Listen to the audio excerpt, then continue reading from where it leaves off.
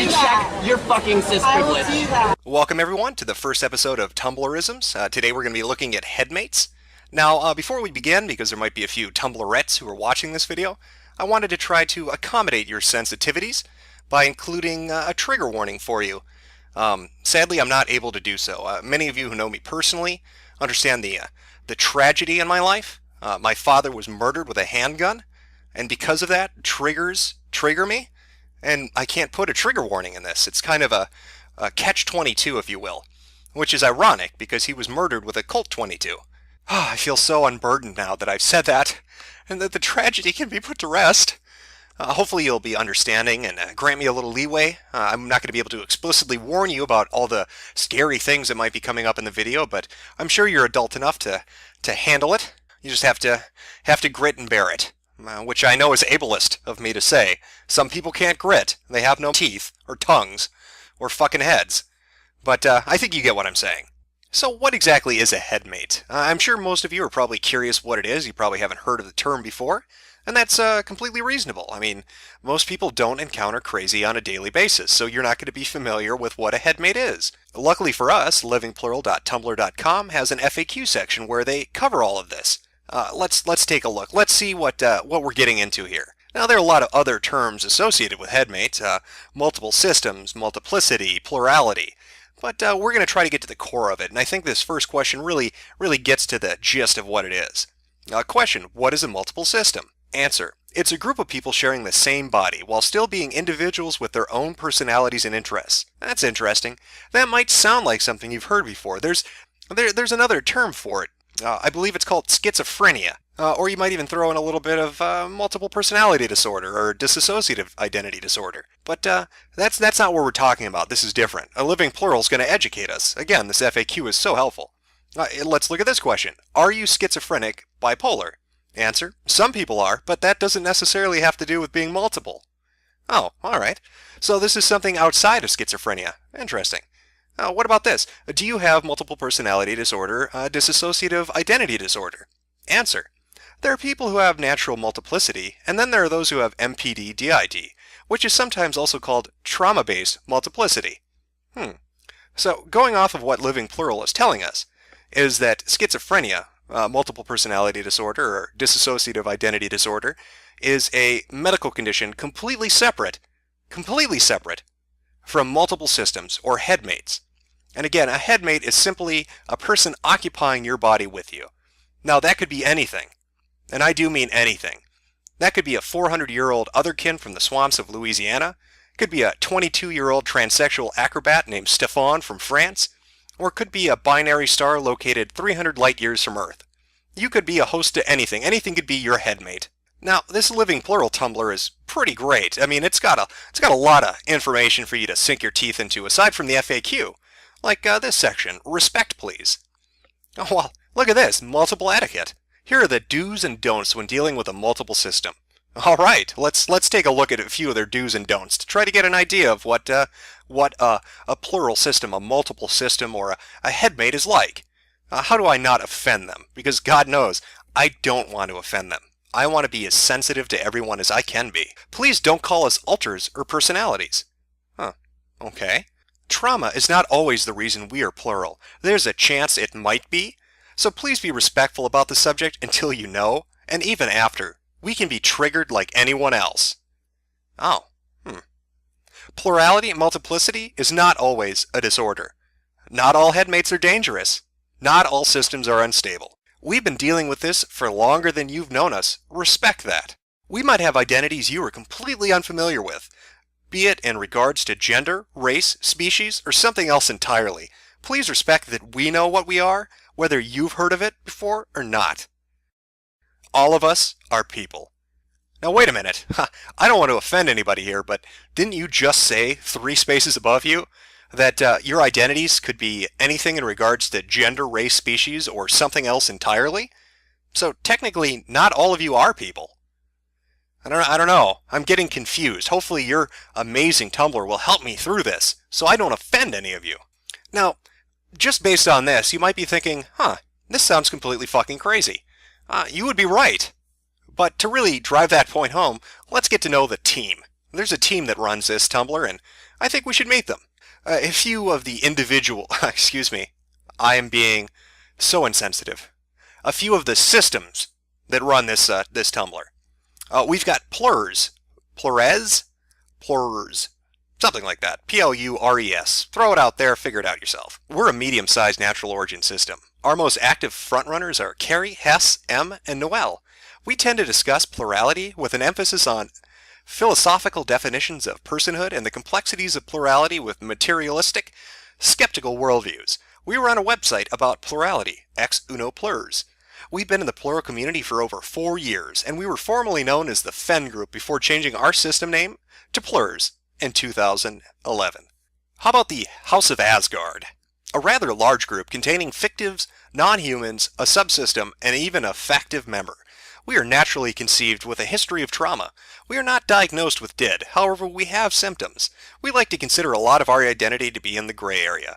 Main fronter is Lucas, non-human canine, male pronouns. You can find a list of all of our members on our About Us page. All aboard the crazy train, next stop, Batshit Central Station. Now, Living Plural isn't the only Tumblr you'll find this on. In fact, Headmates are all over Tumblr. It's got its own little subculture, its own little community built up around it. People support it, and they put it forward as a great and unique lifestyle. And I mean, this is real, right? This is totally legitimate. These aren't people who are just creating something fantastical to try to make their lives a little more interesting, because they're either socially isolated or bored or don't have a lot of friends, and so they seek to try to make themselves different or unique by creating something that's truly extraordinary, and then acting as if it were real. No, that couldn't possibly be it. No, this is totally legitimate. Let's look at a few of the conversations you'll find around Tumblr regarding this. Here we go. We have one. Somebody asking, why don't you just write a novel instead of pretending there are people in your head? Seems like a reasonable question. The response, wow, this is really rude. I'm not pretending anything, you ableist asshole. My headmates are very real, and for you to act like they're not is just as bad as me saying you're made up or whatever. I get maybe you've probably never been the victim of oppression or bullying, so you don't understand how difficult it is to be part of a multiple system, but you have no idea the prejudice we experience on a day-to-day basis. Get a fucking clue, Sophia. Oh, my heart weeps, Sophia. To have this condition, to deal with a multiple system, my God, the oppression you must face on a daily basis. How horrible. Let's see. What are some other postings related to headmates we might see?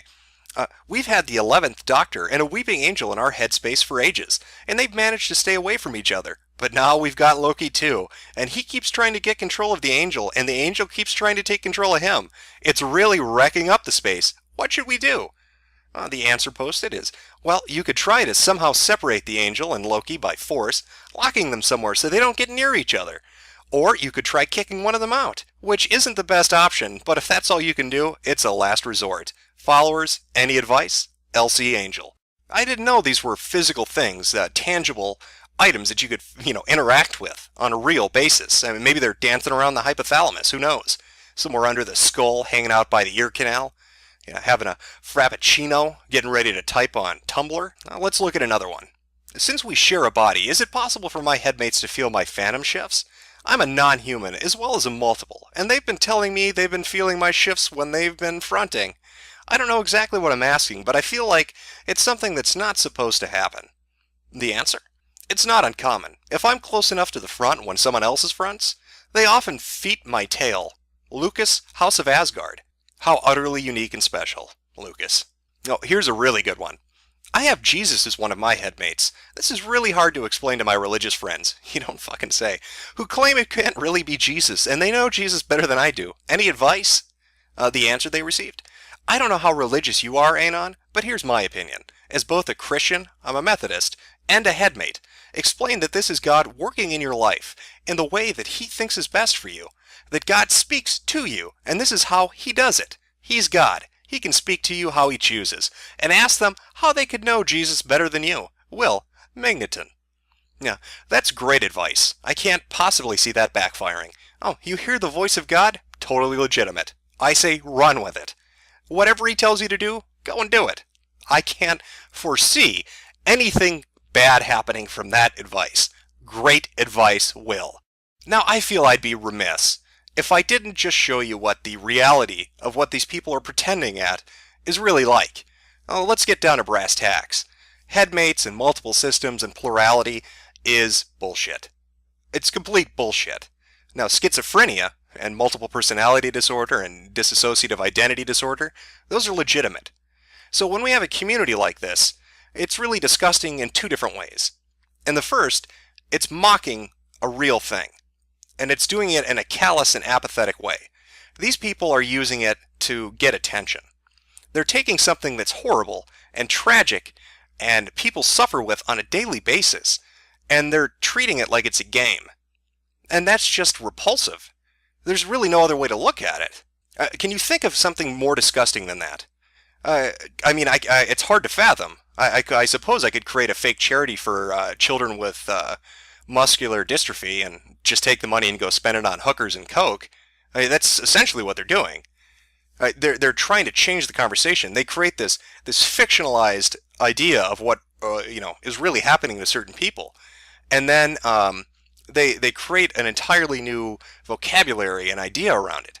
So somebody who's really got schizophrenia or some other mental disorder and is fucking suffering is now looked at like, oh, it's not that big a deal. I know this guy on Tumblr who tells me it's a fucking blast. All those voices you hear in your head? That must be awesome. Are they fronting yet? How many headmates do you have? Could you imagine how fucking destructive that would be? If you had schizophrenia and some asshole on Tumblr who thinks they have headmates is having a conversation with you and tries to tell you it's a good thing, that it's not bad, that it's not horrible, that schizophrenia is yay awesome, and that you're just not coping with it right, maybe you should blog about it? Now that again, that's one reason it's fucking repulsive. The other reason, and this kind of ties back into that religious post, is there are really people who have horrible fucking conditions. And so when they somehow get onto fucking Tumblr, and they're talking to these retards who believe in headmates, and they tell somebody who really has schizophrenia and is fucking having auditory hallucinations that they are legitimately hearing the voice of God, and they should do what that voice tells them, can you fucking imagine the havoc that person is going to wreak? Oh, I don't need to take my meds today. Some guy told me it's totally Jesus. Yeah, your friends are telling you it's not Jesus because you're fucking crazy. Now, these people like to play pretend. What is it really like? I mean, what are these diseases that they like to play pretend about actually like? Well, take a look. I know how to angle myself with the rest of the men, do you see? That's why I did that to Sue. That's why I did that to Aunt Ethel, And I wanted Fritz and all of them to know, the praying mantis and the spider and the grasshopper, to know that I think it's very important that we act badly, but I think it's very important that we act in reality of what makes the world go round.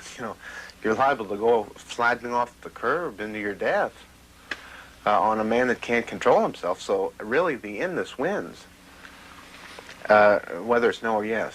So I think bulk sometimes wins. In some of the cases, the very agile cases, the bulk wins. But I think the most important thing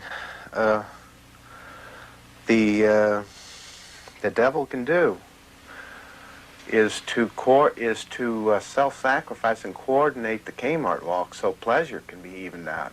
Now that gentleman's name is Bob. That was from an HBO documentary about schizophrenia. You can see how disjointed his conversation is. He has to live with his parents. His life is so fucked up over his condition, even with treatment, that he can't really function on a day-to-day life. This was an academic, somebody who was in debate, who had a high intellect, who was into, different kinds of sports, and it was completely cut off at the knees for him. This isn't some great thing, this isn't some grandiose thing for him. He doesn't blog about how fucking fun it is. He doesn't talk about the voices he hears as headmates. It has ruined his life. Let's take a look at another example. I get to the point where I don't want to live anymore because the mental process of the mind takes over. When I think I'm doing good for a while, something mental takes over and it scares me. When's the last time you felt good? I don't remember. It's killing me. It's keeping me from having a boyfriend, keeping me from driving. It's killing me. I just believe if somebody's been suffering years ago, they should take an OD and die, because psychologically they may not want to take the OD, but to get out of their misery, they might. They fight it every night. And every day he's always fighting with me. Michael's always fighting with me. drop dead, geek, retarded bitch. Now, what she's saying is pretty accurate. A lot of people who have these conditions, the real conditions, kill themselves. It's not a fucking game. The suicide rate is anywhere from 30 to 50% from somebody with like something like full-blown schizophrenia, and they vary obviously country to country and year to year. But it's a serious thing. I mean, she, is talking about suicidal ideation and about the voices she hears. Now, when these people talking about headmates are writing and blogging about how fantastic this is, and they're talking about, oh, so-and-so is fronting and we're having conversations and they're fighting with each other, they make it sound like it's fun or like it's two people in a room having a conversation. The voices she hears aren't like that. All right, she's being called a bitch and a cunt and a geek and a retard. Can you just imagine that? Imagine somebody being in the same room as you and screaming at you and calling you horrible names and they won't fucking stop. Are you going to go on Tumblr and blog about how fucking fun that is? So you can see how repulsive this is. It's just disgusting. These people are horrible people. To make something like this up, to become unique and special and to get attention, to take away what a real condition is and to try to twist it to your advantage, and to degrade the people who actually suffer from something that you're mocking and pretending to have? What kind of moral character do you have? How do you live your life? So if I had to choose what category Headmates falls into, I'm probably going to put it in 3. It seems like something that's developed by people who are especially lonely or socially isolated and are desperate to try to become something unique. Your typical special snowflake. Because after all, Tumblr is a blizzard. It is full of snowflakes, and you need to be a special one. And the only way to do that is to create the craziest shit you can, and to try to convince other people that it is totally legitimate.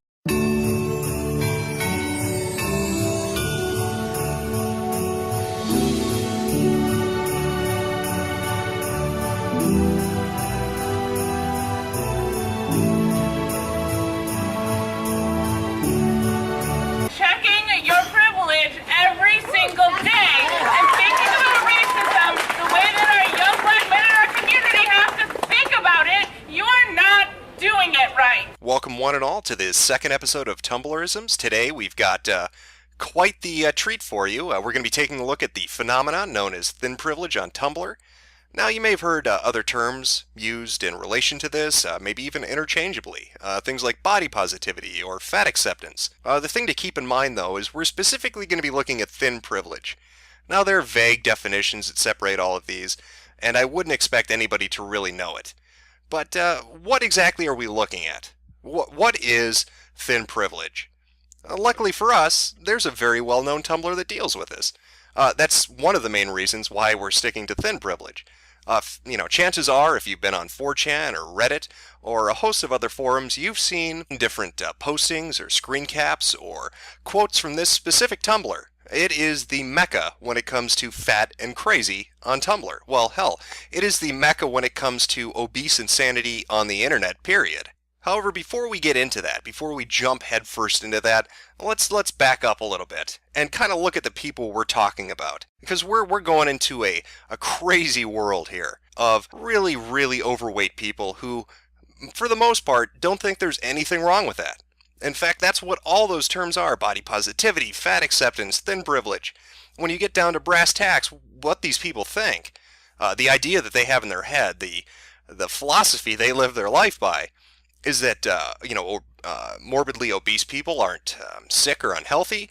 It doesn't affect your longevity, your health, your quality of life, your relationships, or ability to work or have fun or to really do anything.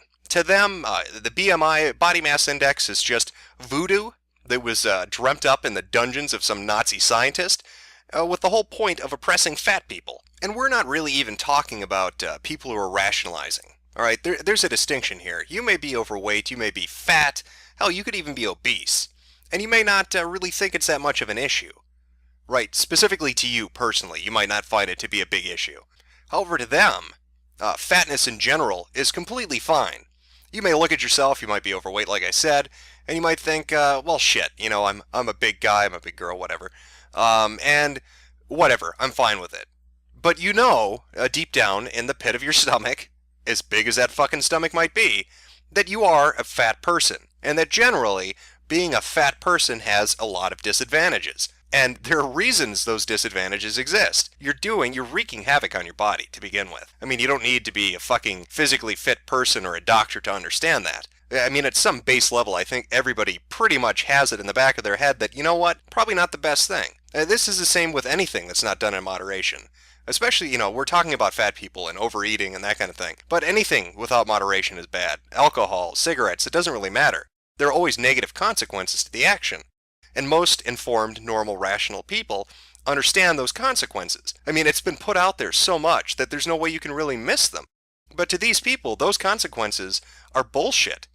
They don't acknowledge they exist. For the most part, they say, you know, when you ask them or when you talk to them about this, you can be huge. You can be 400, 500, 600 pounds and be completely healthy. There's nothing wrong with that. There's no disadvantage.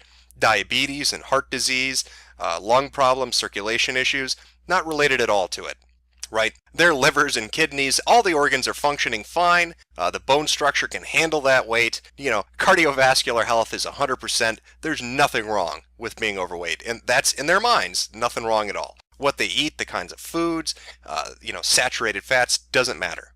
Doesn't matter. This whole notion of being thin and being fit is some kind of perpetuated lie by media and by society in an effort to keep them down. And they see this as the oppression that they live with on a daily basis. And that's the mentality these people have. And so now that you kind of understand that, we can jump head first. We can take a fucking swan dive right into the deep end of the crazy pool. And we're going to be doing that by looking at a Tumblr, like I said. This is thinprivilege.tumblr.com. And I'm sure, you know, a majority of you who are watching this video have probably heard of this fucking Tumblr.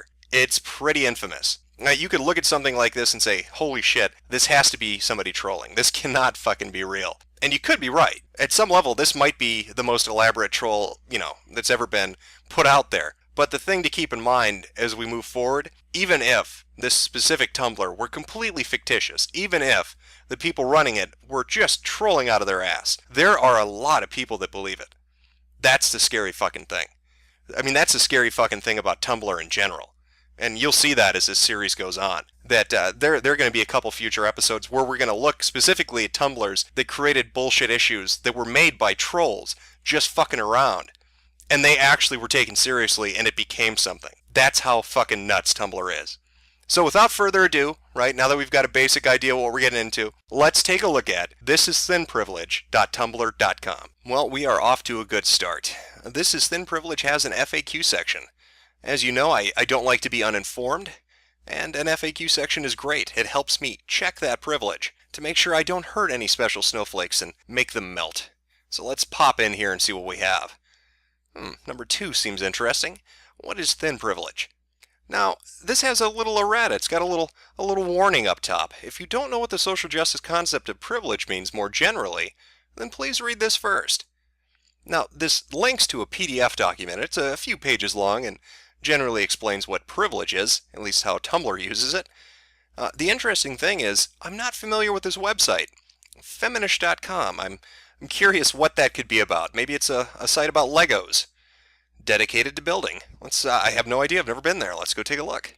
Now, this has nothing to do with Legos. It looks more like it's feminism. I never saw that coming. I didn't foresee that. Not in a million years. I mean, why would this be related to feminism? I mean, you might say it's because the majority of the site authors, all of them perhaps, are female, obese females. But not me. I didn't know that. So this is a shock to me. Anyway, back to what is thin privilege. Thin privilege systematically reduces each of us to our dress size, hip measurement, and waist size, then grants favors, opportunities, or simple lack of punishment when the numbers are low enough.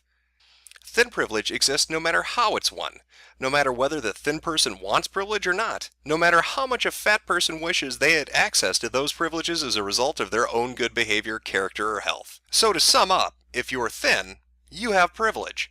There's nothing you can do to get rid of it. You can never absolve yourself of it. You're born into it. It's sort of like the left's idea of original sin. Any form of privilege really falls into that definition. You'll never shake yourself free of it. And that's exactly how it's used on this Tumblr. Let's see if there's more information. Maybe I'm reading too much into this. Oh, here's one. Where's the line between skinny and fat, or who has thin privilege? Thin privilege exists on a spectrum and can be experienced contextually. The spectrum part means that though Susie might be fat, she could have more thin privilege than fatter Georgia and less thin privilege than thinner Maria. The contextual part means that within certain communities, people who would be considered thin in other communities might be subject to some kinds of fat discrimination.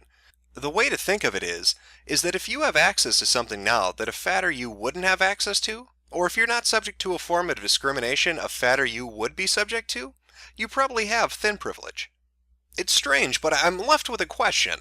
Now, based on how most social justice warriors and Tumblrettes use the idea of privilege, it's this innate thing that you're born with, you can't shake it loose. A straight man can't just become gay, and a white man can't just become black and get rid of that privilege they have. But this FAQ, though, it seems to imply that a thin person can get rid of thin privilege by becoming fat.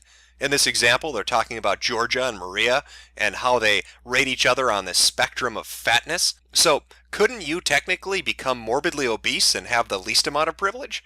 I mean, if you shoot for the stars, if you aim for the moon and you just eat nothing but moon pies and Twinkies and you gain 500, 700 pounds, who knows, and become fucking enormous, and then you tell somebody who, I don't know, runs this blog in particular, that they need to check that fucking thin privilege, would they have to listen?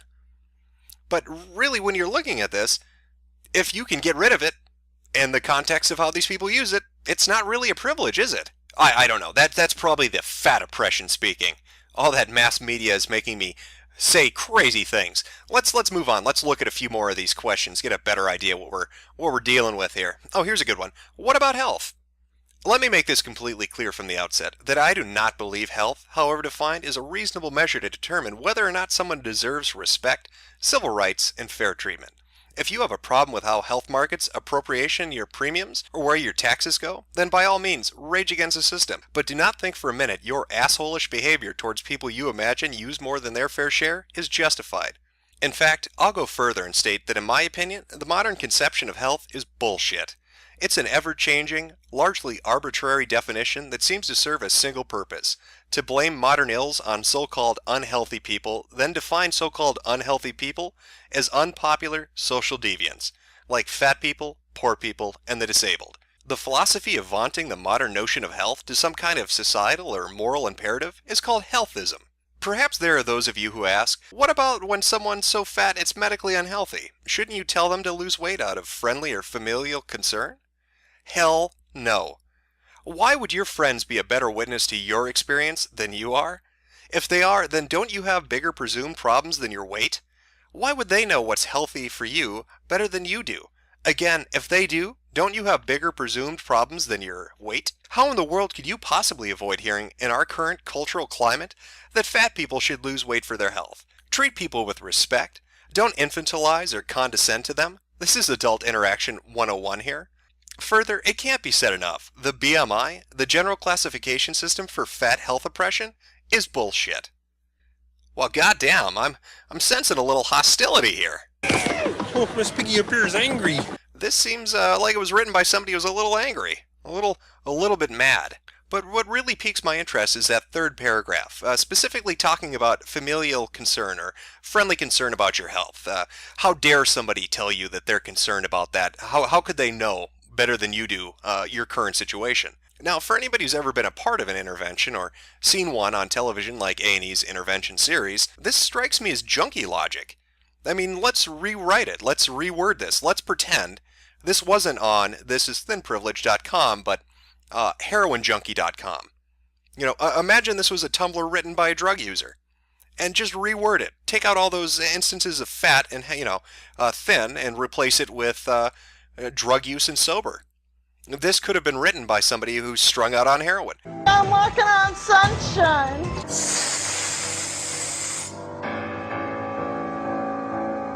I wish I had a father. Yeah, pretty much like that. Yeah, that to a T, actually. This seems insane, really, to be honest. This is something I would expect a junkie to say. I mean, it's that fucking stupid. I don't know, maybe that's just me. Again, that's probably that fat oppressor deep down inside of me screaming about fat people, because I'm just naturally programmed to hate everything. I'm a white male and I like women. So, God, I'm responsible for slavery and the Holocaust and think of anything, really. It's probably my fault.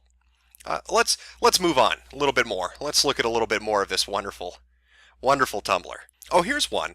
Speaking of attraction, but what if I'm not attracted to fat people? Why should I feel guilty about that? How is that thin privilege? Thin privilege exists on a societal level.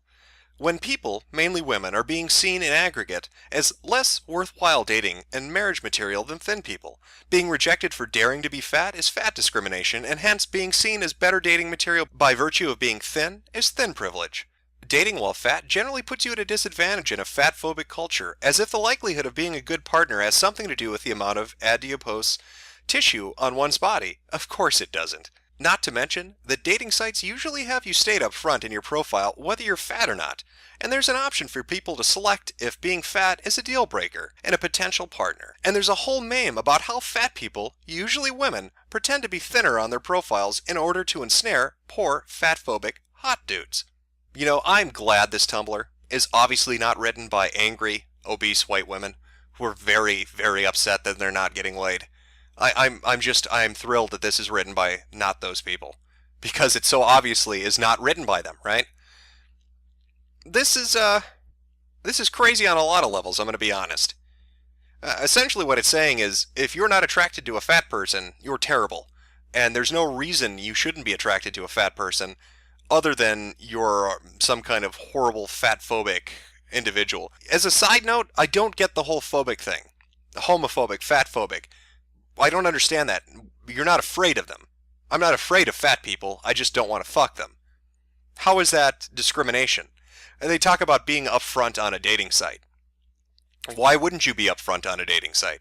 You're talking about starting an intimate relationship with somebody, right? I'm guessing that's why you're going to a dating site. How do you build a relationship? You build it on honesty. And if you're not honest up front, then the relationship is a fraud. So I'm not sure what exactly they're upset about. From their standpoint, they're saying they're angry that they have to admit to being fat, really. I mean, is what it comes down to, because they are not going to be selected by the people they want to select them. Well, what do you want? Do you want somebody who doesn't want you and rejects you later on because you lied to them? Do you want to date somebody who you conceive to be shallow just because they're attractive? I'm not understanding exactly where you're coming from with this. You know, I think I'm starting to notice a bit of a trend here. Let's see if that continues out. Now, we looked at the FAQ, but let's go look at the posts themselves. These are put up by different people, and then the mods and the admins presumably pick the ones they like and throw them up. Thin privilege is going for an eye test and seeing a poster advising people that staying trim is a way to look after your eyes. Well, I don't get that. How is that thin privilege? That seems like basic medical advice to me. You know, be healthy, stay healthy. So maybe I need to get my eyes checked, because I don't see your fucking point with this. Let's take a look at another one. Maybe that's a bad one. Here we go. Thin privilege is not having to drastically change your normally quiet, reserved personality in order to be taken seriously by friends, coworkers, employers, or anyone in general. Well, that's just plain wrong. Many people alter their behavior based on a social situation. I mean, that's completely mundane. Everybody does that. You don't think people behave differently with their family and friends compared to their office place or church or synagogue or mosque, what have you? You don't think they act differently? Of course they do. That's not being thin. That's fucking being a person. Let's move on. I'm still not getting this. Let's take a look at another one here. This is thin privilege. Not having a small child point at you and say, "Look, mummy, look how fat that person is," and all the nearby people laughing as if it's cute, whilst you stand there, insulted and upset. Do you work at the circus? How is that happening? 4 times a day? Really? 4 times a day? People will just gather in a circle around you and start laughing and commenting about how fat you are? No, I don't fucking buy that. This is complete bullshit. Let's take a look at another one here. Thin privilege is not being concern trolled by not only nurses, but also your online friends when you have an unrelated condition. I play an online MMO video game, in which I have a group of friends called a guild. My guild knows that I am well over 400 pounds in real... Okay, fuck this. I didn't know V had access to this fucking Tumblr. This is not real. These posts are just stupid. This is beyond retarded. Just look at a few of these different headlines. This is just from the first 50 pages. There are 230 pages of these posts. Just take a look at this. Thin privilege is having dogs play with you, apparently. Thin privilege is a choice in sexual preferences. Thin privilege is woodwind instruments. Thin privilege is not being physically assaulted by your babysitter.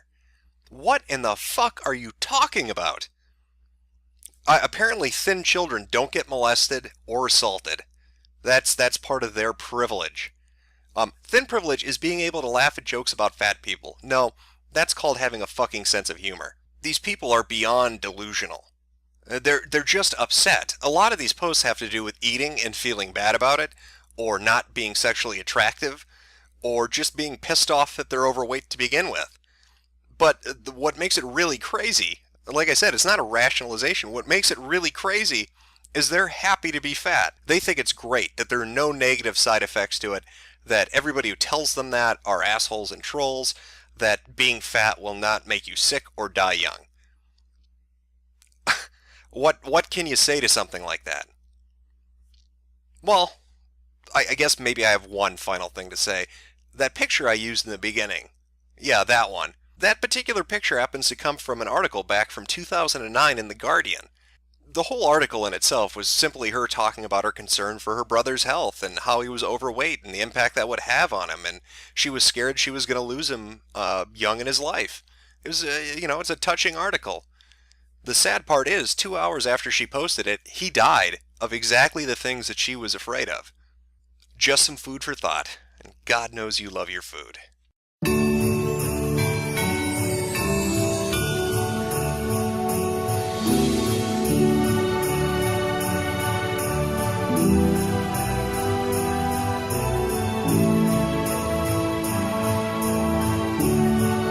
Morning, Cocky. What's today's secret word?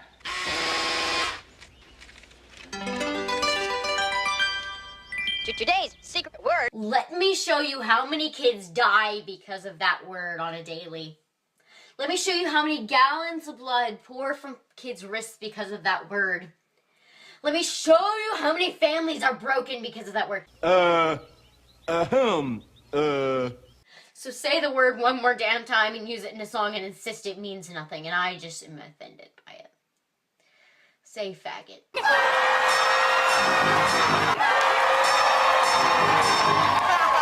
Great work, everybody. Hello everyone, and welcome to the third episode of Tumblrisms. Apologies about the extended break, the brief hiatus, if you will, between the last episode and this one. Going forward, I'm looking to try to do a bi-monthly, maybe even a weekly thing with this particular video series. And what can I say, a hectic schedule? I got consumed with some things, and I just couldn't find the time to get this out to you, but hopefully that's a one-off thing, and going forward that won't be an issue. Fingers crossed. But enough of that. We're not here to talk about video scheduling. We are here to talk about Tumblr. And boy, do we have something spectacular today. We are talking about cis scum. And if you don't know what that is, it's probably because you are one. You disgusting heterosexual dog. Now, generally, these Tumblr terms seem to stay within the sphere of Tumblr, or at least within the sphere of social justice warriors. You may see a little bit of it on, Reddit, perhaps, SRS, a little bit. But for the most part, you're not going to encounter it too much outside of the realm of Tumblr. This is a different story. This particular thing, this prefix of suffering that has been, given out so kindly by the special snowflake community to normal people, is starting to find itself everywhere. You might even run across it in a few sociology courses in college.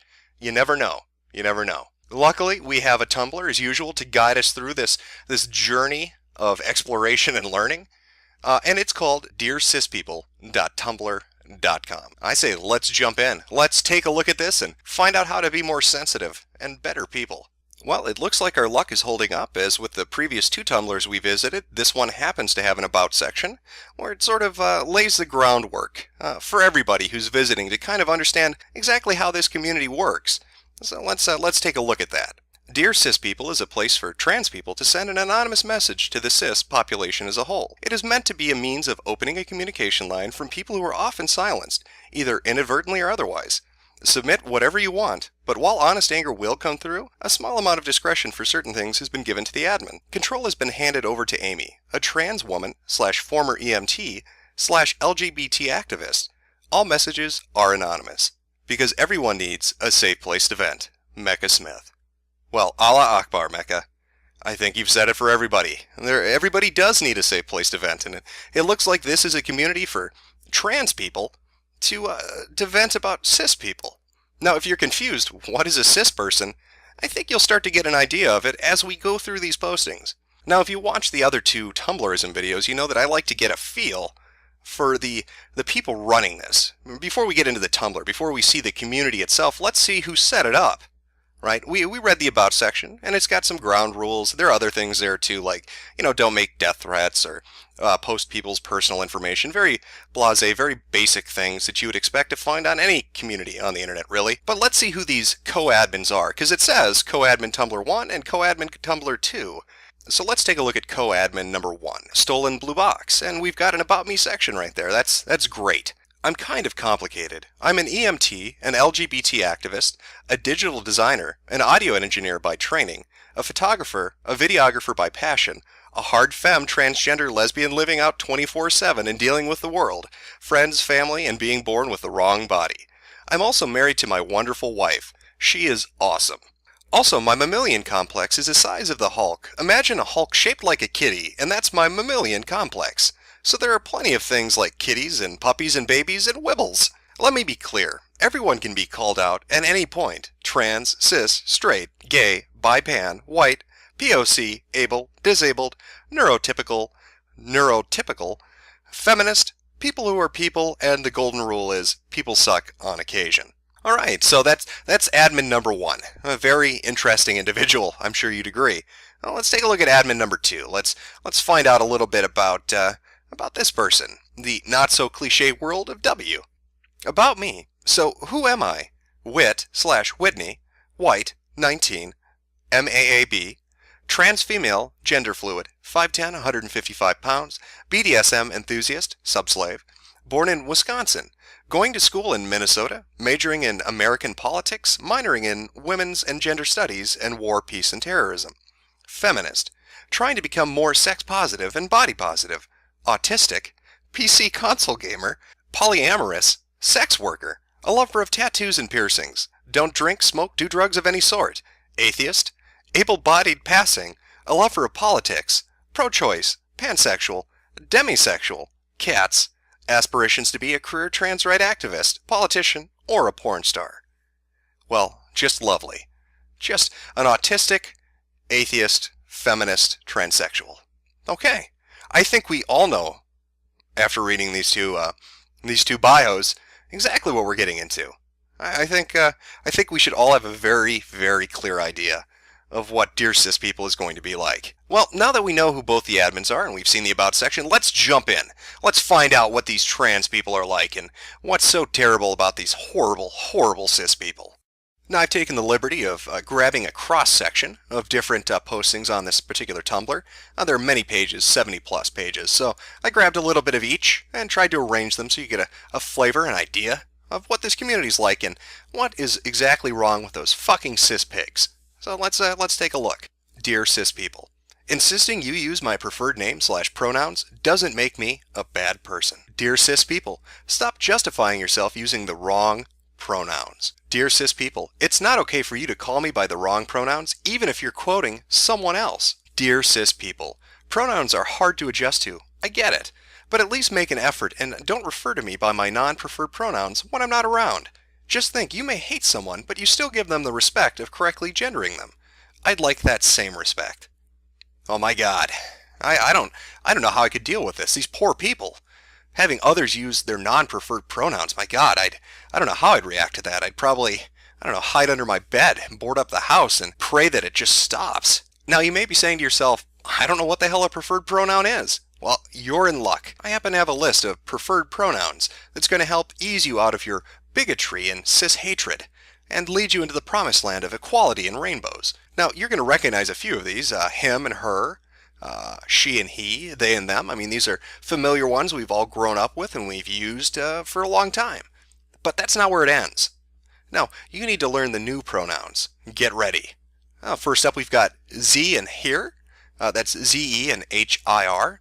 Phi and per, P-H-E and P-E-R. Thon and thon, that's a pretty easy one to remember. It's just thon. E and M, but the list doesn't end there. No.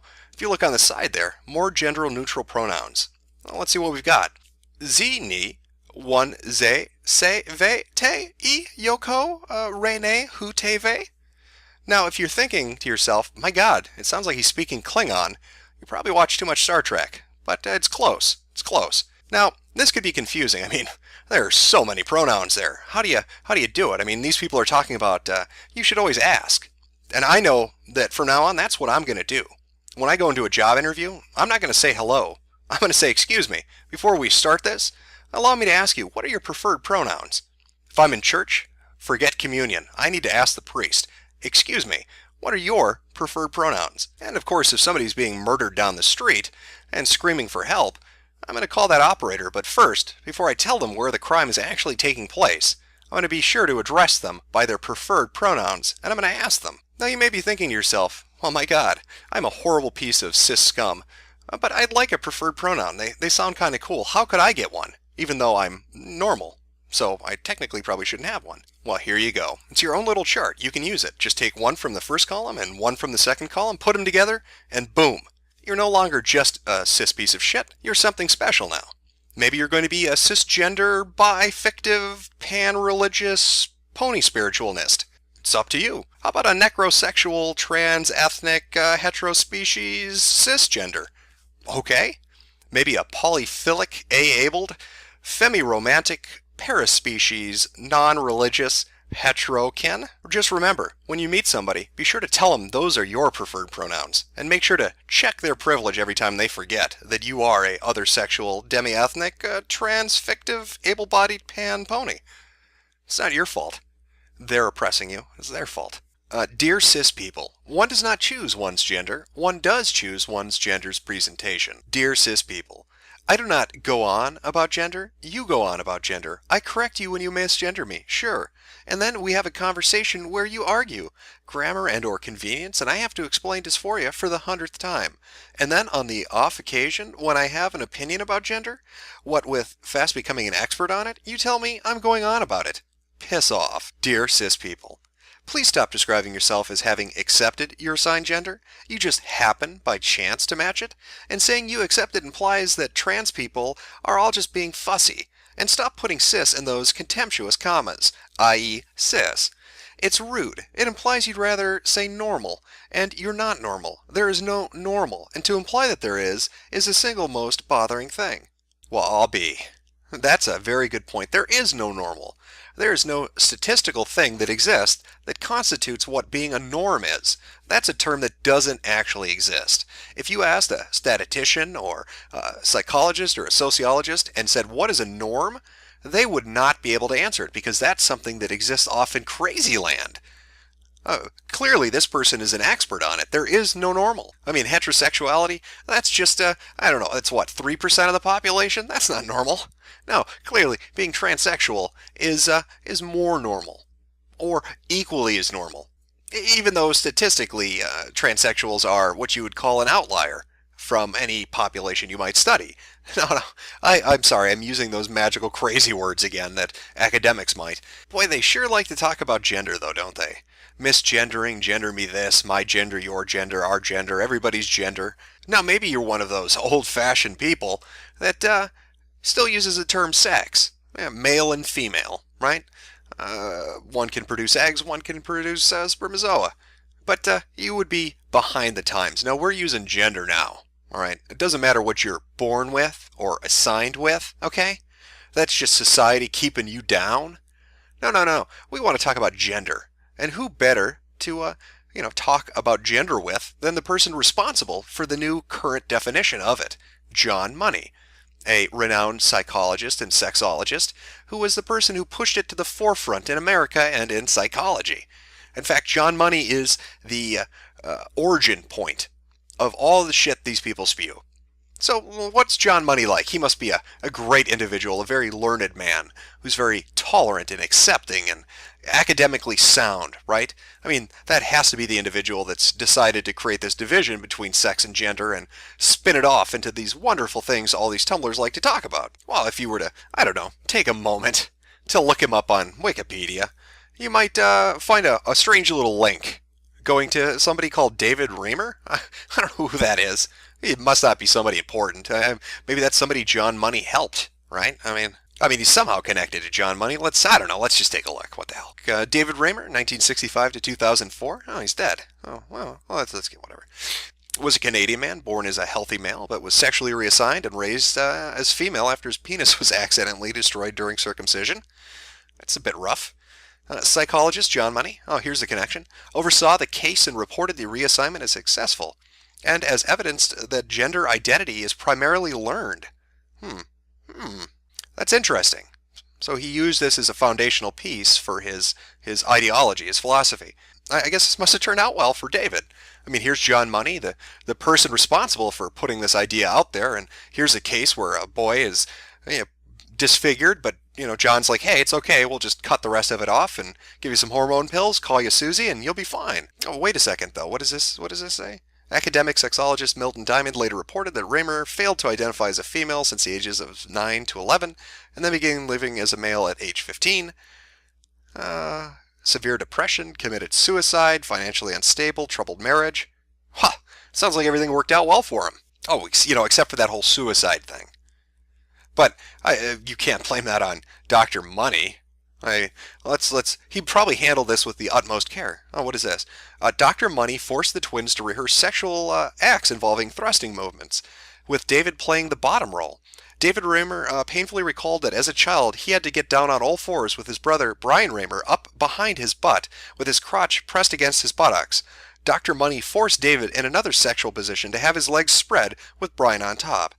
Dr. Money also forced the children to take their clothes off and engage in genital inspections, and on at least one occasion took photographs of the two children during these activities. Wow. I think my spidey sense is tingling here. I don't know why, though. Let me see if I can put these pieces together. A man named John Money, a sexologist/psychologist, who put forward the idea of gender as we know it today, and is the preeminent figure that pushed that forward in the American vocabulary, the vernacular. He put it out there. He's the one who said, hey, sex and gender are different, is responsible for the mutilation of a toddler, for his molestation, his financial instability, his severe depression, and then his suicide. And to top it off, this particular case is the one he used as evidence that his gender identity theory is correct, because gender identity is primarily learned, except for the fact that David ReVhan killed himself. He killed himself. Well, you know what? I am a horrible cis oppressor. I'm just a bigoted straight person. So what do I know, right? Left field here. I'm completely out of the ballpark. So let's move on. Let's take a look at a few more of these. Dear cis people, what makes you think we care about your approval? Well, call me crazy, but I'd say 70 pages of you whining about not being accepted makes me think you might care about being approved of. I don't know. Throwing that out there. Maybe I'm just crazy again and just off in left field once more. Dear cis people, just because I'm gay without a penis doesn't mean I like cock up my ass. I'm a dominant top. Get over it. Dear cis people, I'm a lesbian. Having a dick doesn't change that. Well, I think there might be a few lesbians out there that just might disagree with that idea. Dear cis people, no one cares about your magical cis vaginas, as opposed to your normal cis vaginas. These are magical. They pull rabbits out of hats and make flowers appear. Dear cis people, having a vagina doesn't automatically make someone a female. Just like having a penis shouldn't make someone look male. Your cissexism is showing if you believe that. Please check your privilege. Dear cis people, stop getting so pissed off when you're referred to as cis. Fuck you, it's not an insult. It's actually who you are. If you can't handle being referred to as cis, then try living a day in my shoes. You don't, and never will, be oppressed for being cis. Dear cis people, you don't get to have an opinion on being trans. If I come out to you, it's not a space for you to tell me all your thoughts on being trans, or for you to say you don't like it. It's me telling you how you're going to talk to me from now on. Dear cis people, yes, it's okay for minority groups to exclude those who don't belong to them. And no, the reverse is not okay. You belong everywhere else, and until we do too, get out. Well, they all seem to be wonderfully reasonable individuals to me. I mean, let's just recap here. Trans people can't do anything wrong. If you're cis, there is something wrong with you, but don't get offended if somebody calls you that. If you do get offended by being called cis, check your privilege. Trans people can talk about being transsexual, but you can't ask them about it. If you refer to them the wrong way, you are a bigot. Also, you're not allowed to be a part of any community they're a part of. You belong everywhere, so fuck off. And that's totally not racist or bigoted or any ism that you can think of, because it's okay. They're trans, and you're not. The weird part of this is, when you go through this whole Tumblr, they talk about all the hate they get. They go on and on and on about being misgendered, and about being oppressed and excluded, but really, what you're confronted with when you're listening to them talk is them getting upset because they're not being treated differently. That's what they're really angry about. They say, we want to be like everybody else. We just want equal respect. Treat us like you would anybody else. The problem is, that's what they're getting. If you want to run around and tell people they have to speak a certain way around you, don't be surprised when they don't want to talk to you or have anything to do with you. This controlling behavior of trying to make other people behave the way you want them to is going to accomplish nothing.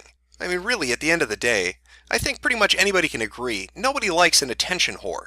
Somebody who is desperate to be the center of everything and be treated differently than everyone else, whether it's on the internet or in real life.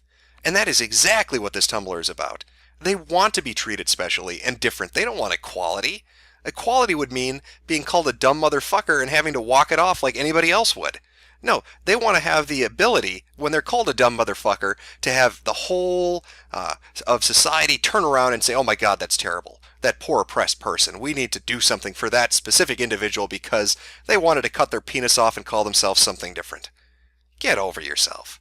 Well, I hope this has been informative to all you cis-sexist pigs and bigots and Nazis and racists. You're all horrible individuals. All right? Transsexuals can do no wrong. So remember, die, cis scum.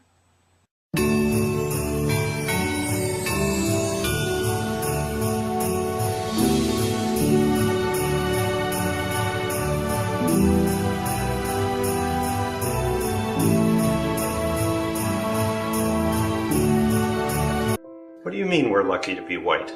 It's not luck, it's privilege. And it indeed is my privilege to welcome you all back to the 4th installment of Tumblrisms, as we venture once more into that far-off wilderness, that land of 1,000 hug boxes. Today we're going to be looking at a very interesting concept. White privilege is the Tumblrism that we'll be looking at. Now let me preface this video ahead of time by talking directly to the Caucasians in the audience. You might want to just turn this video off, White Devil.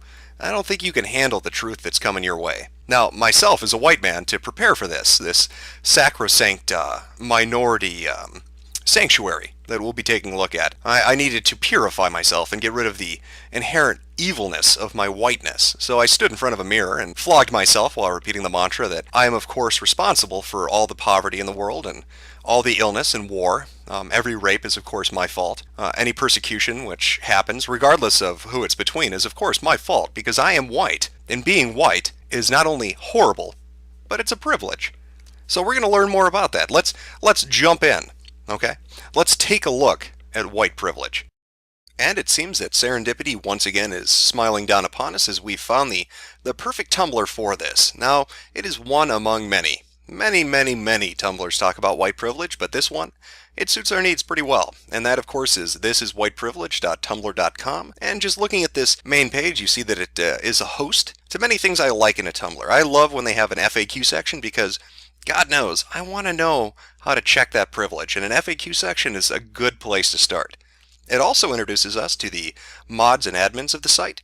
And I kind of like to know who runs the show. I like to know a little bit about the people behind the scenes. I want to pull back that curtain and get a look at the wizard, if you know what I mean. And right off the bat, it's got a nice little blurb for us before we even get to anything else. White privilege is hard for white people to see, so consider this a compilation album of white privilege's greatest hits.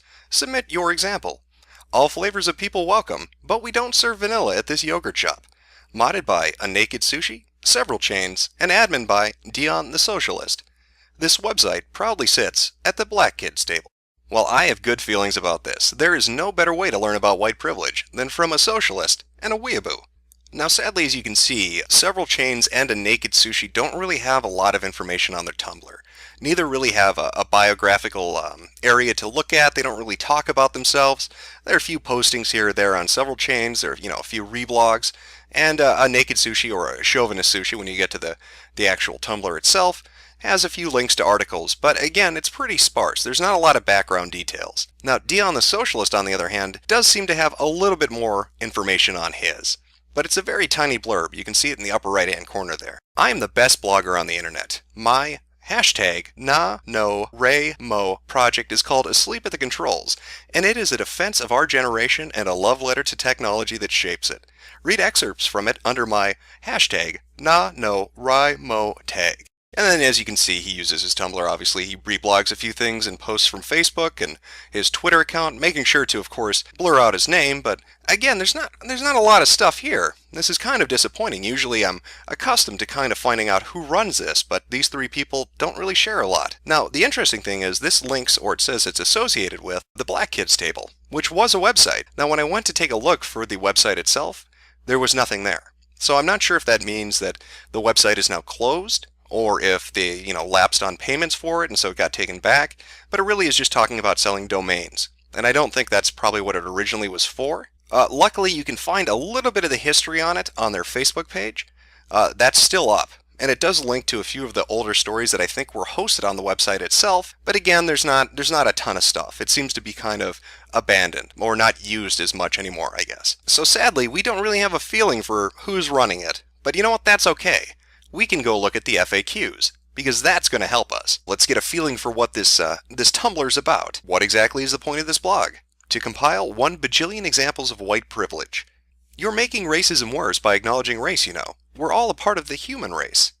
Race is a social construct. It is often used as a motivation for murder, genocide, war, and other terrible things. Those things happen because this country has been avoiding having a serious discussion on race. Let's all sit down, be adults, and stop pretending there isn't a problem. I'm white, and I love this blog, but the language you use seems so hostile and alienating. Why do you do that? Part of white privilege is that society is crafted to appeal to you. This blog, however, is a POC space, one that welcomes white people but does not craft its message specifically for white people. Therefore, you will naturally feel as if you were in a hostile environment. You will naturally feel alien. That's a part of being an ally. Confronting your white privilege, a gift you receive from white supremacy through the deaths of millions of people of color throughout the years, should make you feel pretty damn shitty. If you feel bad, it just means you're taking the first important step. Okay, so we have kind of a general idea of what we're dealing with here. This isn't specifically crafted for white people per se, but more a place for POC, or people of color, to bitch about white people. And if you look a little further down the FAQ, you'll see this, and it says, how can white people fight the white supremacy? And it links you to 2 different things. So let's pop over and just take a glance at what that is. Now that leads us over to another Tumblr. I don't know if that's associated. Earlier it said that this was run by 4 black people with attitudes and a way with words. And if you noticed at the beginning, we only saw 3 people, and this is a 4th. Maybe this is the 4th person they were talking about. So it's a blog post, or an essay, really, however you want to look at it. But let's take a look at a little bit of it and kind of see what they're talking about. 4th, I need media Hollywood, whoever, to realize that people of color can have complicated roles, dark skin, natural hair, and are human beings. Like Game of Thrones, obviously this story will contain more European/white characters, has 2 African descent persons, and he's a pirate with less than 100 words combined, if that. I'm tired of all these stories, movies, books, making me feel like white people are the only people who ever had adventures, were heroes, have conflicts, and doubt their abilities even if they are excellent people. I'm tired of race being a way to reel in viewers with controversy instead of because it makes the sense that people of color should be involved in everything white people are involved in. Shows like NBC's Scandal need more light, but I shouldn't have to be excited because 5 of the 14 characters are people of color. The point is, we have a rich history of stories to be told. They can be just as good as Harry Potter, Game of Thrones, Dexter, and BBC's Sherlock or Supernatural. Well, what a fantastic appeal that is to all those different creators of various forms of media and entertainment, be they authors or screenwriters, whether they're stationed in Hollywood or New York. Why, it doesn't show the least bit of egotism or narcissism or hubris to think that you should demand that somebody craft a story specifically for you, or just characters they created and spent years crafting, just because they don't appeal to you specifically. Now sure, somebody might be flippant and say, well, hell, if it bothers you that much, go write your own story, go make your own game, go produce your own television show or movie. But that would require work, and work is hard.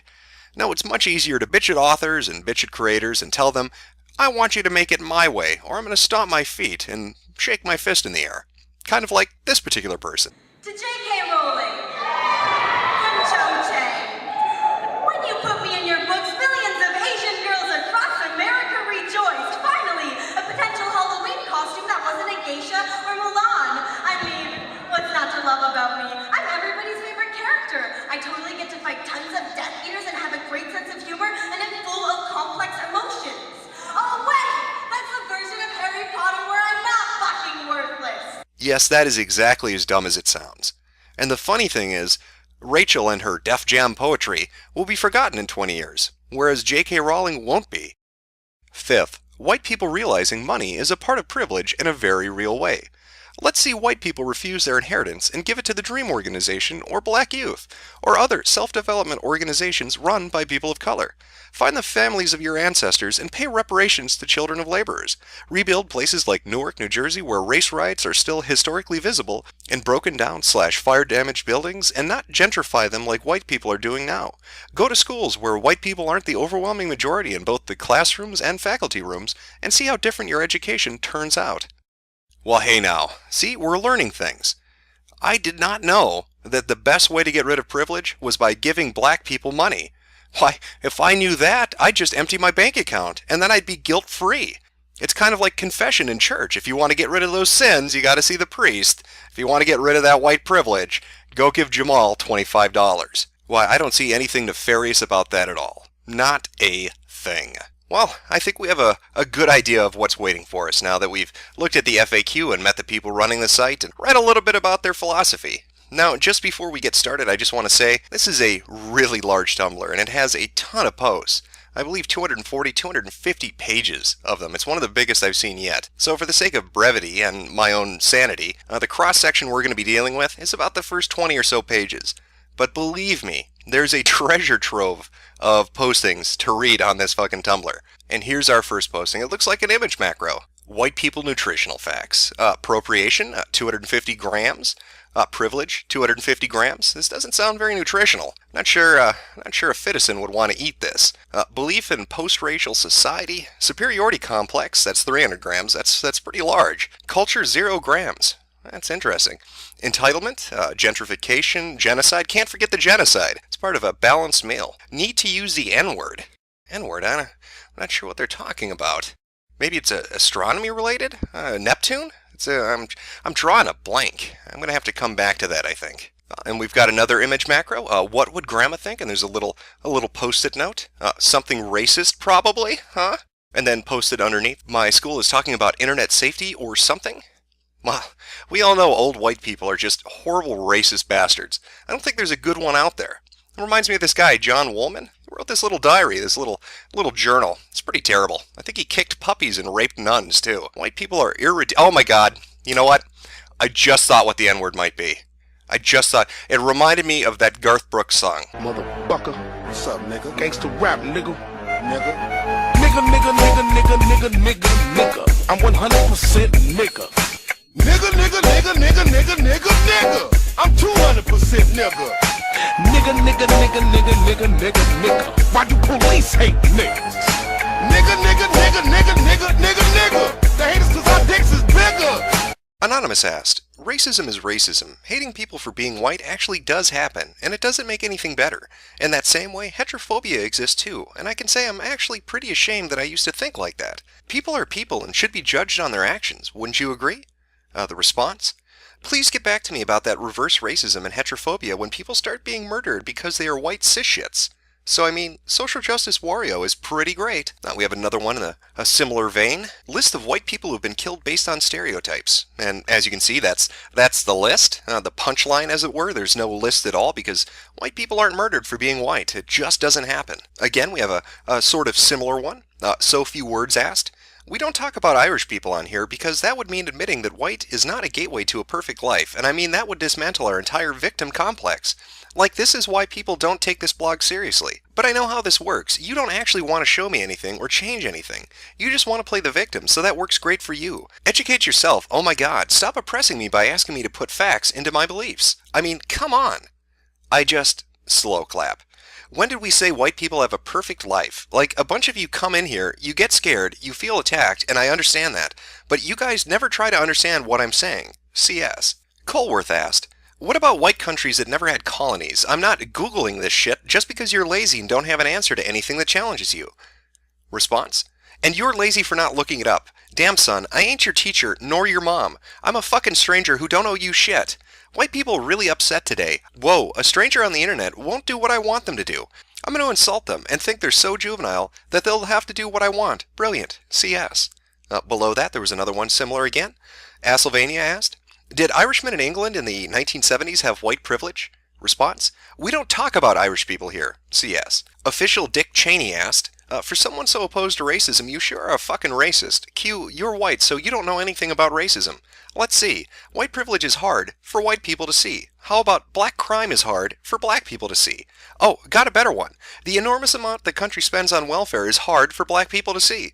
Well, gee, those sound like a racist statements to me. You know, judging on a whole race-based stereotype. Response? Yeah, sucks, doesn't it? Oh, and white people are the #1 recipients of welfare, just in case you didn't know. CS. P.S. Your haircut sucks. Well, I think these are just brilliant points. White people are terrible, but they're also never targeted for being white. I mean, sure, Caesar marched an army to go exterminate the Gauls, but that doesn't count. And Slavic people, you know, the origin of the word slave, that doesn't matter either. You know, who cares about them? You could debate Jews, whether they're white or not, and the official and unofficial numbers regarding the Holocaust, but we don't want to talk about that. Irish people? Not even going to mention them. No, that would be too inconvenient and difficult to talk about. Clearly, white people are never oppressed. Just don't ever go to South Africa and try to run a farm. You'll get raped, beaten, and have your children lit on fire. Again, not going to talk about it because that's uncomfortable. I also like the fact-based analysis of welfare recipients in the U.S. that CS did here. Granted, he didn't mention population sizes, but again, that's inconvenient, just like those Gauls, Slavs, Jews, Irish, and South African farmers. But of course, those are old examples. I mean, the majority don't happen nowadays. White people are impervious to harassment for being white or for being targeted for being white. I don't know where that idea comes from. I think CS is an intelligent individual. I mean, this kid obviously was making this up, Aaron Dugmore. What a little liar. You know, the 9-year-old that hung himself because he was bullied for being white. That doesn't happen. And thank God another Tumblr was around to explain it all to us, as you can see here. This is problematic. Racism is not a thing against white people. Racism is power plus prejudice. What happened to him might have been horrible, it might have been highly prejudiced, but it was not racist. It is not your place as white people to attempt to define what is racist and what isn't. Please spare us your white tears. Well, I'll be sure to tell Aaron Dugmore's mother to try to spare her white tears so it doesn't offend you as her 9-year-old son swings from the rafters. You disgusting fucking pieces of shit. Number 1613. White privilege is having a normal last name. White privilege is not having others snub your family name simply because they can't pronounce it. Your ignorance doesn't make my culture wrong. Well, I agree. And to all the white people out there, remember, the dash be silent, yo. Pelea Princea asked, can you please recommend a way for me to respond when my teachers at my new school continue to make comments about my ethnic hair and name? The response? Take a dump on their desk and say it's part of your exotic culture. Dion. Well, that's a brilliant way to conform to a new classroom environment. Be hostile and don't take the time to try to educate other people about what your name means and why you look different. People interacting with other people like they were normal and trying to bridge cultural differences? That's silly. No, instead, shit all over the classroom floor and get angry at them for not accepting you carte blanche. That is the adult way to handle that situation. Number 1615. White privilege is your white boyfriend continually refusing to acknowledge your race no matter how much you tell him it's important to you. White privilege is your white boyfriend trying to give you a colorblind excuse and say that all he sees is a human being, instead of trying to understand that you are a member of a race and how it affects you. Mod note. Why the hell are you still with him? I agree. You should definitely dump the person who loves you and is trying to see you as a human being and not a member of some separate group. Why, that's just ridiculous. No, it's more important that you identify as black and segregate yourself off from anybody who might be different from you. That's not an unreasonable thing to do. So here's a question, because I've seen arguments like the following all over Tumblr, and I just thought maybe I could have this explained to me. If somebody has a fetish for black women, they're called a racist for exoticizing her. If somebody isn't attracted to a black woman, they're called a racist for being exclusive. If somebody is attracted to somebody regardless of the race, they're erasing their identity. So what's the right way to play the game? Response: this isn't a game. Take a step back, realize what you just said. People have a fetish for shoes, for whips, for foods. These are objects. People are not objects. There's a difference between liking someone and objectifying them. I'm offended that you would even suggest they're the same. And don't put fucking quotes on terms you don't like. When someone is attracted to somebody regardless of race, this is not the same as saying they're colorblind, which is saying you don't see race. How fucking hard is it for people to view black women as people? Shit! Love me for me. Being black is part of me, but don't just love me because I'm black. It's not that hard. CS. Well, Vagrant Constellations, let me answer that question for you. The only way to win this game is not to play at all. I recommend tic-tac-toe, or dating Asian women. God, Asian women are just perfect. Several whites unfollowed us for a recent post we made about not wanting their voices here. We'd like to thank those white people and invite any other fair-weather white allies to unfollow them out the door. If you can't stand the thought of POC space where your voice is not welcome, you are not our ally. You are much too self-involved for this, and you are wasting your time and ours by pretending to be an ally. Dion. Reminder, white people are free to follow this blog and reblog from it, as long as their intentions are good, but we really don't want to hear from you no matter what you have to say. We don't care if it's a compliment, a thank you, an apology, or an innocent question. This blog is a space for POC. The moment you enter it, you will be treated with the utmost hostility, because we don't want your voice here in any capacity. Dion. Well, Dion, who wouldn't want to be your ally? It sounds like your side is the best side. I love to join a team that disregards my opinion and hates me just for the fact that I exist. That's somebody I want to back. That's somebody I want to march behind. You know, it's strange. This Dion person seems somewhat hostile towards people who come to this particular Tumblr. But again, I don't really know much about him. I just wish I could find out more about who Dion is. Oh, wait a second. What's this? It's a tweet from Tim Weiss. And well, somebody responding named Dion, and the picture looks just like the other picture from the Facebook posting on his original Tumblr account. Could it really be Dion? I don't know. Let's follow that up. Let me take a look at the Twitter account. I think this might be the individual. Maybe we can learn a little bit more about Dion and see how we can best be his ally. Let's see. Writer, blogger, journalism teacher. That's interesting. What is this? Oh, it says down a little further down the way. I really want to be an admissions counselor. I really think that's the path for me, traveling and helping kids go to college. And he tweeted that on the 18th of November 2013. You know, I find that somewhat interesting, that Dion wants to, 1, be a teacher in college, and 2, be in charge of admissions and who gets to go into college. You know, I remember I used to have this philosophy professor, and he liked to do thought experiments. He said it really helped you try to evaluate something or look at something from every possible angle to really try to get a grasp of it. So let's try a thought experiment. Let's do a little role reversal. Let's say, instead of thisiswhiteprivilege.com, this particular Tumblr was called, I don't know, Jumpin' Jack Jigaboos. You know, and every post on there was about how horrible black people are. How black people are criminals and welfare recipients, how they're violent and they rape and they steal, and how anybody who has a different opinion other than that can't talk, and if a black person tried to come to that particular Tumblr, they'd be told to go away. And then, again, for the sake of argument and following our thought experiment, let's say we found out that the person who ran Jack Jumpin' Jigaboos just happened to be a college professor, a white college professor. And he was in charge of, well, a journalism class and admissions. Now, ask yourself, would that person have a bias that might interfere with their ability to conduct their job in an unbiased way? I don't know. But again, it's not my place to speak as an ally.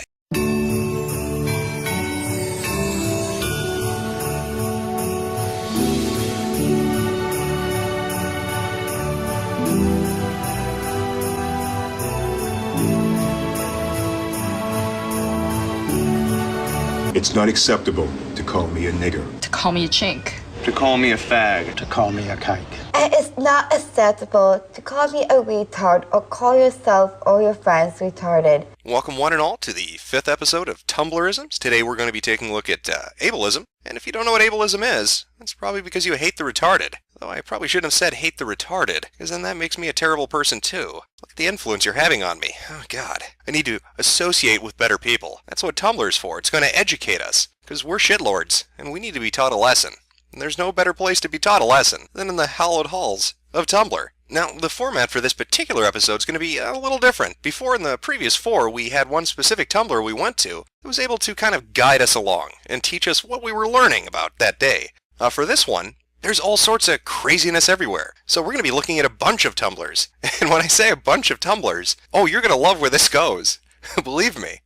Believe me. Because I was pretty amazed myself at a few of the Tumblrs I particularly... You're going to like it. Let's just say that. You're going to like it. So let's dip our toe into the ableism pool and find out first what the fuck this ableism thing is. And what better place to start our little journey of exploration than thisisableism.tumblr.com, which has a nice little info blurb about just what ableism is, located directly below the handicap parking sign, which is below the category of fat and disabled, which I'm sure is quite a barrel of laughs. But we're gonna skip over that. We're gonna exercise a little bit of that privilege we all have and just jump over that handicap person, because God knows their legs are never gonna work again. And we're gonna read this description. This is ableism. Ableism is a form of discrimination and social prejudice. Are you questioning whether or not something is ableist? Ask a disabled person. Heck, ask multiple disabled people. Able-bodied people, you do not get to decide what is ableist. The privileged never get to determine what qualifies as oppression. This blog will attempt to display disabled people's opinions on ableism. Submission of ableism you have experienced or witnessed are welcome, and so are examples of ableism you have seen on social media sites. If you have taken a medication and or visited a doctor and wish to submit a review, please feel free to submit that as well. There is a general trigger warning for the content on this blog. If I neglect to put a trigger warning on something that needs it, please let me know so I can fix it. I usually like to reblog a lot of the commentary on posts. Well, sadly, this definition really hasn't helped us pin down what that ableism thing is. Maybe if we explore the user base, they can help point us in the right direction. Let's take a look at a few of the posts that are tagged with ableism and see if we can be enlightened. Flowers and Femme post, things able-bodied people should do before using the word invalid. Stop, don't, ever. Hashtags ugh and disability. Well, clearly she's disgusted with the disabled. Why would you use those hashtags otherwise? It's a very brave position to take on Tumblr, but I'd like to know a little bit more about Flowers and Femme. After all, we're trying to pin down this specific definition, so let's find out exactly who this person is. About me.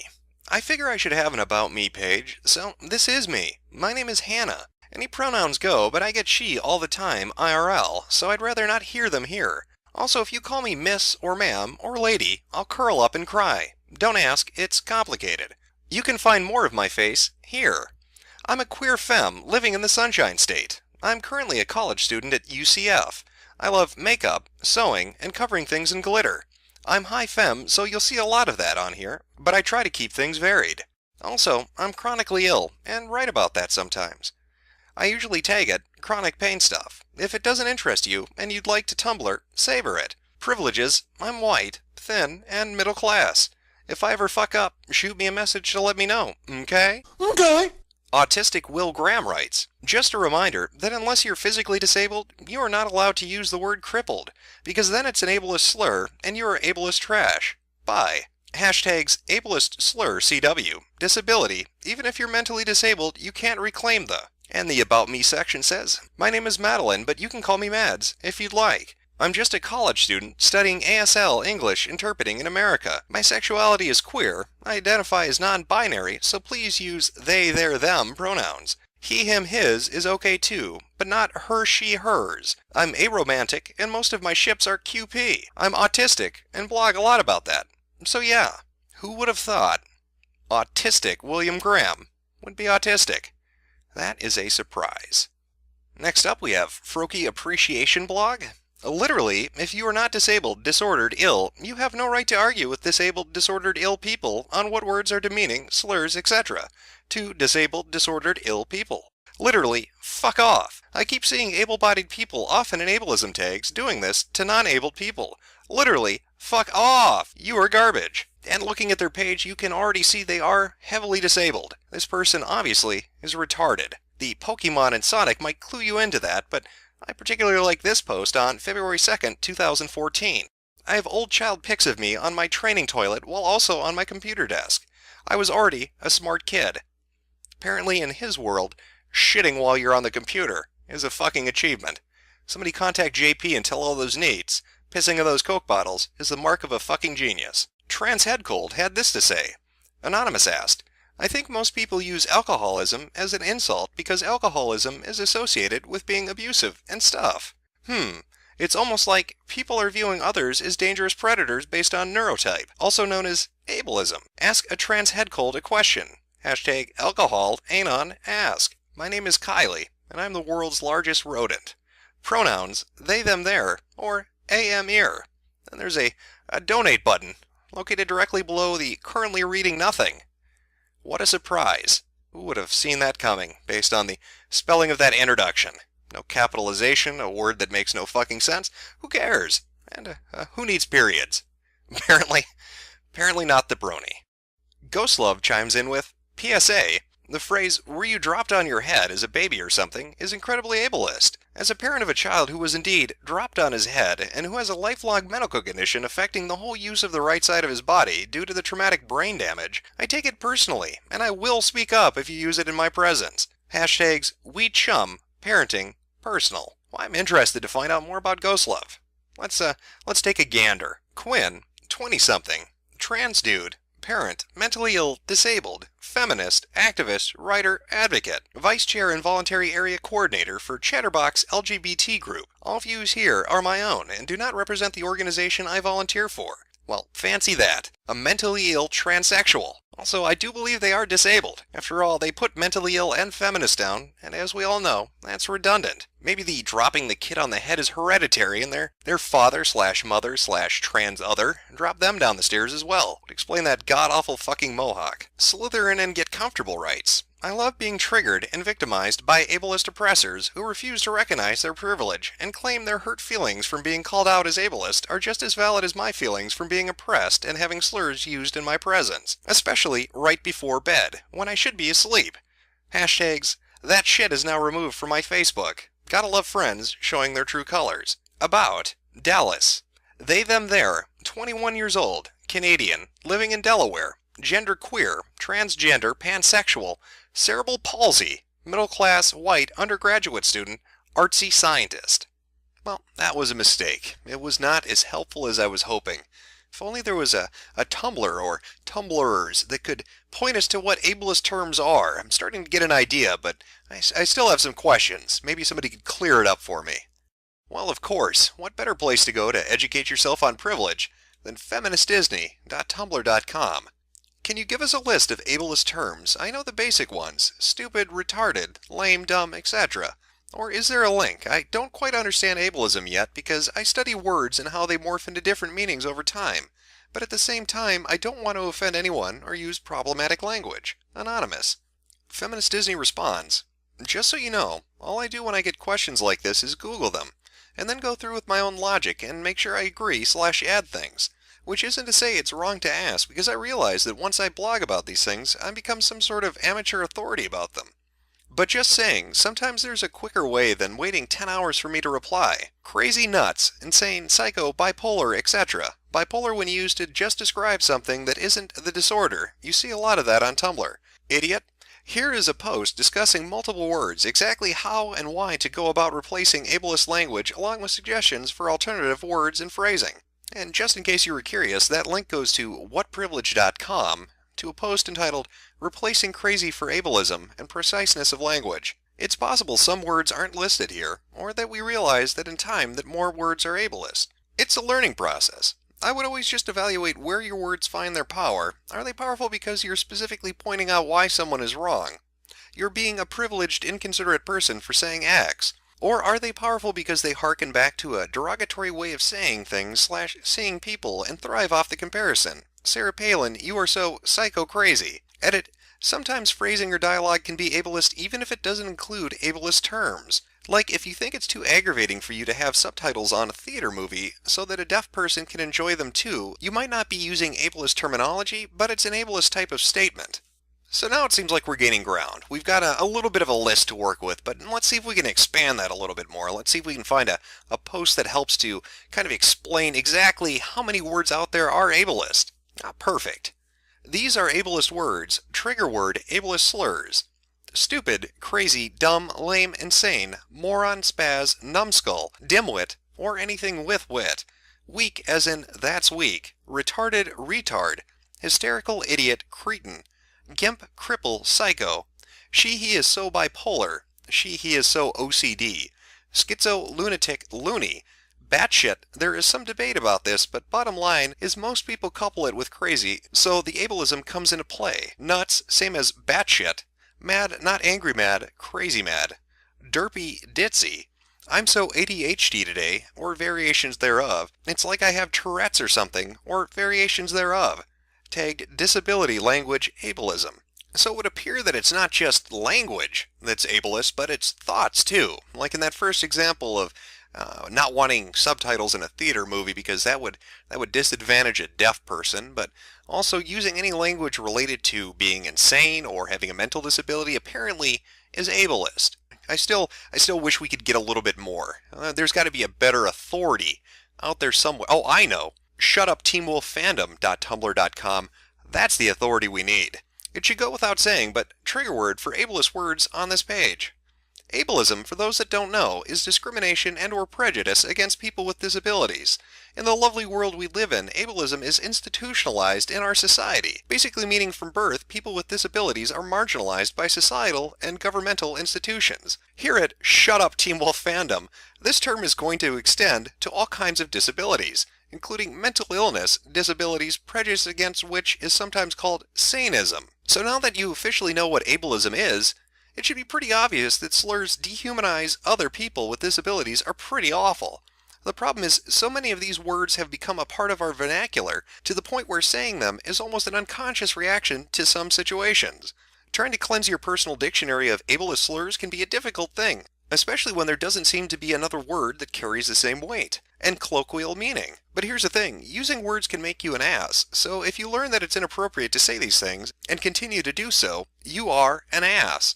These words are abusive and harmful, and anytime you use them, you further the marginalization of disabled people. I'm glad to know that Shut Up Team Wolf Fandom really takes this seriously. I wonder who runs this great Tumblr. Obviously they're on point, they must be quite the individual.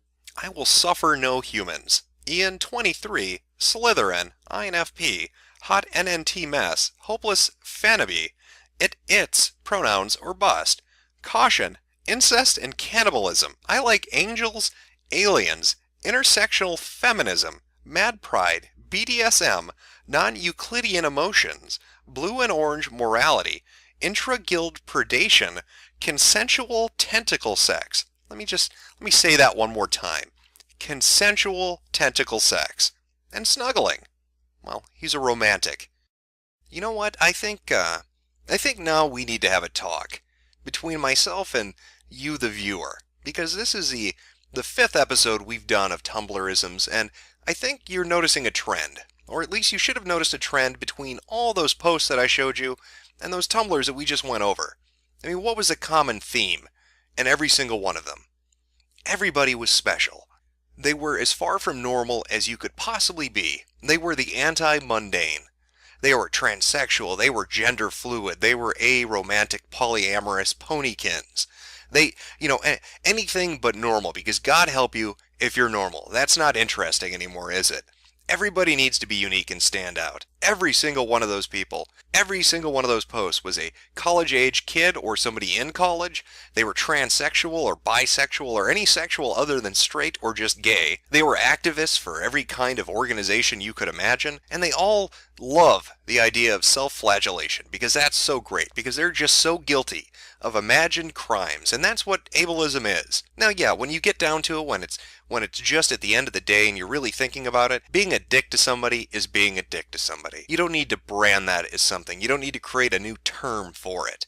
Calling somebody a retard who actually is mentally handicapped might be a little bit cruel, but trying to say that using words that were actually created to define a condition is wrong, or that using words that happen to fit a circumstance or a context is wrong, is just silly. Using words like crazy and insane and stupid are not going to make somebody who is retarded feel bad. They aren't going to be aware of your fucking conversations when you're not around them. However, these people would have you think that just by uttering those phrases, that somewhere out there, some autistic child is getting beaten because you said retard as a punchline to a fucking joke in a bar. There's this term out there that's called Poe's Law, which basically states that there's a point where parody becomes so close to the extreme forms of something that they're indistinguishable. And that's really what's happened to social justice, and especially on Tumblr when you look at it. You cannot tell a fake parody from the real fucking thing anymore. Because these people have gone so far off the fucking deep end that it's just, you can't, there's no difference. You cannot tell anymore. They have been co-opted by the hypersensitive. In fact, if you want to see a particular example of this happening in real life, go look at Occupy Wall Street. What did you have with Occupy Wall Street? You had a movement that was dedicated towards the idea of removing corruption in government and finance.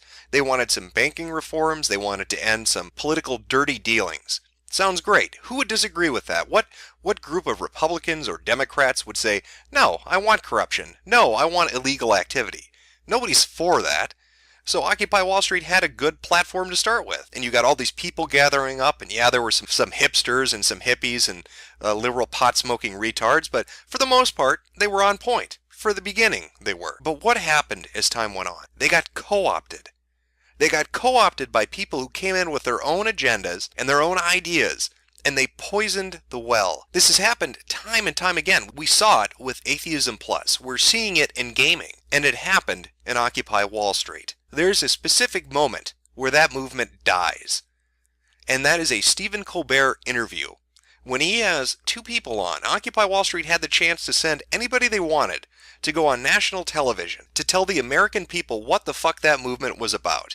And who did they send? Did they send the most articulate person? Did they send the person who understood their talking points? Did they send the person who knew how to get the message across to mainstream America that, hey, we're out here fighting for what you should be fighting for? No. They sent somebody who came and introduced themselves as Ketchup and said they were a female-bodied person. That was the death knell of Occupy Wall Street. When they started introducing things like the progressive stack, when they started fighting for Native American rain dance rights and setting up no rape zones, instead of focusing on what people were there for in the first place, that's when it died. And that is what's happening to social justice. What is social justice accomplishing on Tumblr? It is a fucking joke. It's a laughingstock. And I really want to cement this point. And I'm going to prove it to you right now. I'm going to read you the craziest fucking thing I can related to ableism. And I want you to really think, is this real or isn't it? It has reached a point of Poe's Law where you can't even tell anymore. So don't Google search it, alright? Don't go and look on a website and see, is this real or not? I want you just to listen. After hearing all the things we've heard from Tumblr about social justice and patriarchy and privilege and all that bullshit, I want you to listen to this. And I want you to honestly ask yourself, is it real or is it fake? This is from xtrung.tumblr.com in a post entitled Trigger Warning, Singletism, Ableism, Fat Shaming. Journey to the Sacred Heart. This is the About section. Jen, 23, cisgendered white female, tortoise skin, disabled, singlet, gainer, vegan, feminist, fat activist, pansexual, demi-platonic, aromantic, asensual. Likes: knitting, sewing, cooking, gardening, eating, human rights, human-animal rights, fat acceptance. Just your average queer fat vegan tortoise trying to discover herself. My passions in life are vegan Japanese cuisine and dismantling the hierarchy with my best friend Justice. Justice, 23, gender fluid fab, all pronouns acceptable, racially mixed POC, pansexual but currently abstinent, trans activist, hardcore vegan activist, animal rights, organic raw veganism, former OS, anti-racism, ed recovery, BDP OCD, likes pranic nourishment, superfoods, animal rights activism, veganism. And this post is from Monday, July 23rd, 2012. Trigger warning: singletism, ableism, fat shaming, trans fat shaming, cutting, doctors, hospital, mental hospital. Jen here. Sorry I haven't been posting. I recently suffered a terrible injustice at the hands of a bunch of singlist, ableist bigots. It all started when I was having dinner at my parents' house. My mother inevitably made several cruel remarks about my weight, my veganism, and the amount of food I was eating. She started talking about the possibility of decreasing my food allowance even more or cutting it all together and buying all my groceries herself. Eventually, she told me I needed to see a different therapist as well as a nutritionist because apparently purposely gaining weight is insane. According to her trans fatness, isn't real, and I am just addicted to food. I was furious, but I tried to stay calm, for the sake of my headmates as well as for the sake of my food allowance. Derek was present and listening the entire time. Derek hates the body and resents being trapped in it. He is also very prone to harming it. At some point, I lost control. Derek took over, swore at my mom, then ran to the bathroom. Al Goral, Coralot, Momo, Toshi, and I were present the entire time. Derek found a razor and started cutting. He hadn't bothered to lock the door. My mom found him and wrestled the razor out of our hand while my dad dialed 911. I ended up fronting at the hospital. A lot of what happened is a blur. I tried to explain that I wasn't self-harming and that I'm part of a multiple system. The doctor had no idea what I was talking about and asked my parents if I had been evaluated for schizophrenia. My parents basically told the doctor that I faked DID for attention. The doctor forced me to be put on a 72-hour hold. The mental hospital was a separate hospital, so I had to be taken there in an ambulance. Honestly, don't recall too much about it. Let's just say that the medical and mental health system in our country is deeply, deeply ableist, as well as singlist. I had to lie about my multiplicity, a large part of my identity, just to get out of there. I had to tell my headmates to lay low. They were not allowed to front for 72 hours. If any of them did, we would all have been forced to stay in that prison where we weren't allowed to be ourselves and where some of us weren't even allowed to merely exist. Not only that, but they had me on a reduced calorie diet while I was there. Scoff. No surprise, really. We were released some days ago. The others have been fronting a lot to make up for lost time. My parents are angry at me and insisting that the whole ordeal was just me attention-seeking and taking it too far. They keep telling me that I don't have DID, and when I tell them that I in fact do not, that I have what is called natural multiplicity, they tell me I'm making up illnesses. Natural multiplicity is real, and it is not an illness or a disability. I wish they would allow me to educate them about these things since I actually know a lot about them, seeing as I experience them only every day of my life. Yeah, obviously, I've been fighting with my parents a lot more than usual, but they haven't decreased or cut any of my allowances, so I guess I can still handle all the arguing for now. Again, I'm sorry for my absence, but I've been in a bad place, both literally and figuratively, and I have a lot to think about. I should be posting more regularly now. Thank you all for bearing with me. And of course the tags include singletism, ableism, fat shaming, cutting, self-injury, depression, and OC. Now you tell me, after hearing that, was that fake or was that real?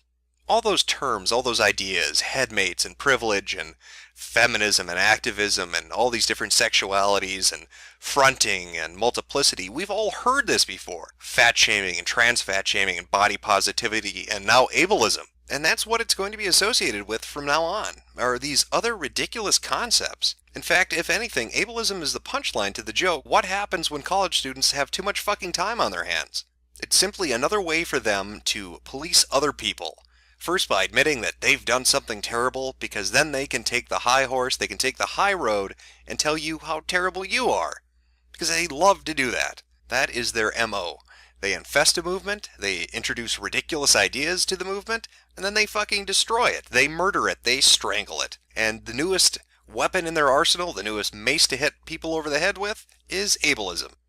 It is a buzzword, it is a catchphrase that is meaningless. And you'll see it pushed.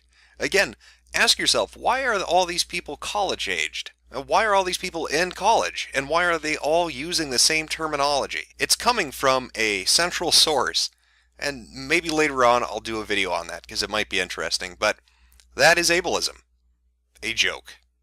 A stupid, retarded, insane joke.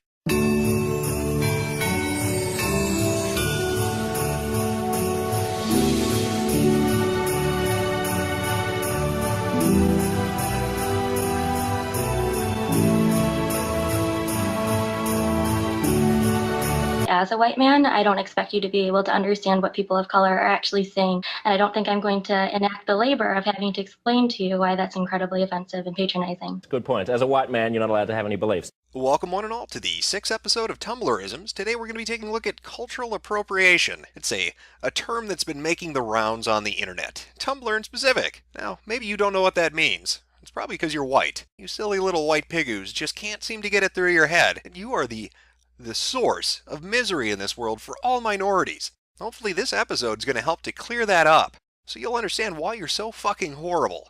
But before we get into the tumblers themselves, it's important that you have an idea of just what cultural appropriation is. You really need the right mindset. You need to be able to empathize with all those oppressed snowflakes.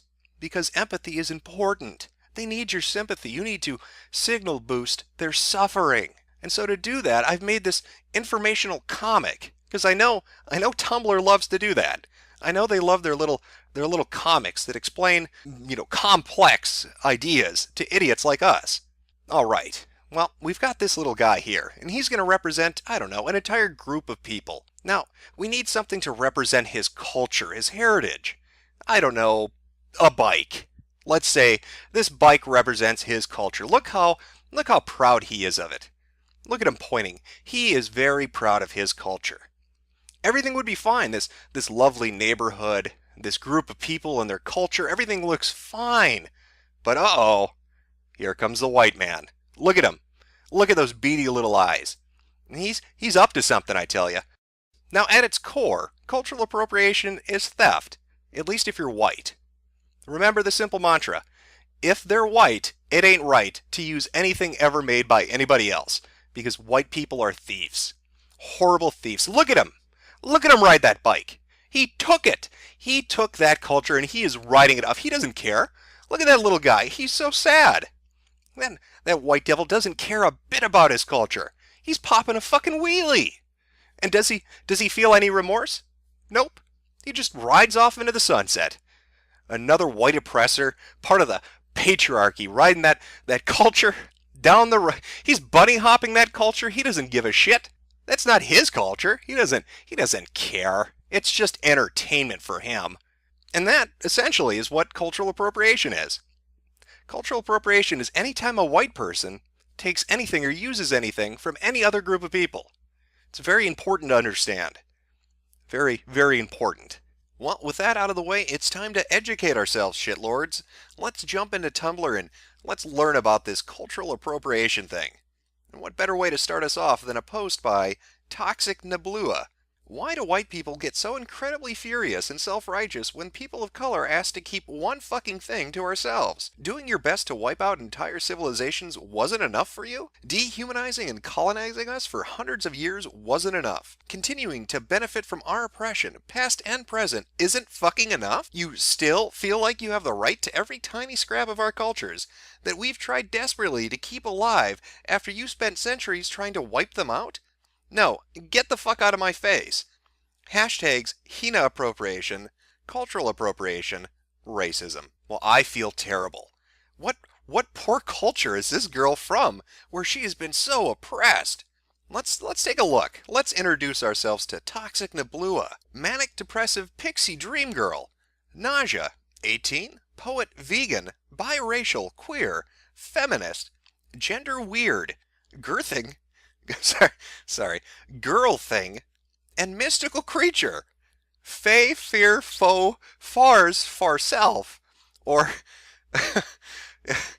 day died, day self, she, her, auxiliary. Well, fee, fi, fo, fum here obviously smells the blood of cis scum. Stop oppressing this mystical creature, you fucking horrible white people. I know you've been slaying those giants and griffins, but she is suffering because of it. Don't you appropriate her culture with your Dungeons and Dragons, you evil cis shits. You don't know what it's like to be a mystical creature in this day and age. You can't understand that oppression. Usag is Bun's response to the comment, I don't think white people with dreads is cultural appropriation. Please stop and actually read up on what dreadlocks are and what they symbolize, and then get back to me. Jacob talks cultural appropriation. Well, Usag is Buns obviously is a wise individual. Let's see how much of an expert this person is. Pills and potions. Jacob, 14. Pan-gender, polysexual. Buns, bunselfs. Pronouns. Well, obviously when a 14-year-old polysexual referring to themselves as buns tells me that dreadlocks are a sacred thing, I gotta listen, because 14-year-olds are renowned for their intellect and insight. But this does raise an interesting thing. When you're going through Tumblr and you're looking at cultural appropriation, you're going to see a lot of posts about dreadlocks. That's a big issue. Lots of people saying, you can't wear dreadlocks unless you're black. I mean, even Usag is Bun says, go educate yourself. You don't understand the importance and significance of it. Well, since I'm just like them, lazy as all hell, let's pop over to Wikipedia. Right? That's the resource of all information in the fucking world. Let's see what Wikipedia has to say about dreadlocks, because I'm sure that fucking place is going to have an article on it. Well, would you look at that? Wikipedia does have an article. And it obviously tells us that only black people have ever worn dreadlocks. I mean, sure, it mentions the Spartans, but Greeks aren't really white. They're obviously African. Neanderthals and Cro-Magnon. All black. In fact, if we look at the Cro-Magnon article, what does it say here? Obviously black's in there somewhere. Wait a minute, what is this? Early European humans. Black people. That's what they meant. Black people. Indigenous Europeans. No such thing exists. 43,000 years. Nope. All black. I mean, white people, would you look at this face? That poor Neanderthal, you're appropriating his culture. Wasn't it enough that your species wiped him out? You wiped out that subspecies, white people. Shouldn't you not appropriate his dreadlocks? That's just terrible, really. What are you doing? Now, of course, usage as buns, he's all about making sure hairstyles stay with the indigenous groups, the culture, the place that it derives from, right? Like that's a big thing to him. In fact, Tumblr they're really on the game in regards to this. Don't you horrible white girls, don't you take those dreadlocks. We know what you're up to, whitey. But of course, they kind of gloss over just one tiny little thing. Now let's keep it real. Black girls, we know what your fucking hair looks like naturally. Nobody's addressing weaves up on Tumblr, are they? You don't understand the suffering of my European ancestors when you straighten your hair. Can you hear the weeping? I know it's kind of distant, but all those dead white girls are weeping because you straightened your hair. What are you doing? You horribly culturally appropriating oppressors. I can't even right now. I just can't. Danae Gregory writes, I'm going to be completely honest. If you aren't Native American, and more specifically Sioux, you really aren't able to say that costumes, dances isn't racist. You don't have the right to say something isn't cultural appropriation if it isn't your culture. Dance moms, cultural appropriation. I have to see why this person would put dance moms. I think I had a brain fart. Why is dance moms a hashtag with this? How does that... What? I don't know how those are interrelated, but I'm dying to fucking know. Let's go take a look at Dana Gregory's profile to see if we can parse this out. Yes, all women. A vaguely dance mom's Little Dancer's opinion blog. One time, Kalina Hiker complimented me. This blog is purely my opinion, based on my own experiences as a dancer and choreographer. I'll also probably post about other things. And you can see there in the background, I've cropped it out a little bit, but there's a woman pole dancing. Well, all I have to say to Dana Gregory is, stop appropriating slut culture. Pole dancers have a deep and meaningful heritage. And when you pole dance and you're not a whore, why, you shame them. So unless I can stick dollar bills in your ass, you shouldn't be pole dancing. Or your children shouldn't be. Because that's just weird to begin with. Marxist Feminist Sports writes, what's the difference between white people and yogurt? If you leave yogurt alone for 200 years, it will develop its own cultures. Bazinga! Hashtags white people, racism, cultural appropriation, yogurt, lol, keeping this joke. Androgynous Dryad writes, friendly reminder that on point is AAVE. That's African American Vernacular English. And anyone who is not black and says it is participating in racism and cultural appropriation. Hashtags friendly reminder, racism, cultural appropriation, AAVE, I'm white tag. You know, I'm starting to kind of pick up on a common theme. If there was only a way for me to illustrate it for you viewers out there, to try to highlight exactly what it is cultural appropriation is code word for on Tumblr. There's got to be a way to do that, but I'm not intelligent enough to figure it out. After all, I'm a white man. I don't have to be smart or think. The patriarchy takes care of all my needs. But maybe if we press on, we'll be able to find out more information and try to pinpoint this, to focus in on it. We are all real mixed up responds to an anonymous comment. I was in the car with my white family and we heard a news story on the radio about a frat party at a school in California called a Fiji Islander party. A student complained about the obvious cultural appropriation. My family couldn't believe this. They were making fun of the student who complained and telling me cultural appropriation doesn't exist in America. They said everyone in America shares a culture. How do I explain cultural appropriation to them without offending them? Thanks. And they respond. So I actually shut down a Jamaican Me Crazy frat party with the help of 2 other officers, Diversity and Equity Office and the Dean of Students Office, at the university that I'm currently work for, and OI. Our administration is super supportive of getting rid of discriminatory-based, last incident of blackface happened this year, ugh. So it was shut down right away. But dealing with a bunch of whiny frat boys over how we are oversensitive and party poopers was awful. It took a code of conduct officer, forced anti-oppression training, and 3 letters of apology to even get them to admit they were wrong. Here are really great articles on cultural appropriation, here and here. Also, check out our cultural appropriation tag. If you have any questions, my personal inbox is open. Samantha. Well, you know, I just love to pursue knowledge. And those links look like they could be helpful. Now, that first link, it leads to another website. And, you know, it has articles, but it's mostly essentially what you're going to find on Tumblr. The second link, however, I think this one might really have some fucking insight for all of us. It leads to a Tumblr profile, Swan Blood. Let's take a look. Swampinions, Sue, 18, 5'2", Birdie Bird Bird Birdface, aromantic, gray sexual, Japanese cis autistic, pronouns as she and her. Shocking that we keep finding so many autistic people related to these things. Could not be a coincidence at this point. I really don't think. Well, I'm sure they're just inclusive. That's why there are so many autistic people related to this Tumblr stuff. They want to be inclusive. They don't discriminate. They're very proud.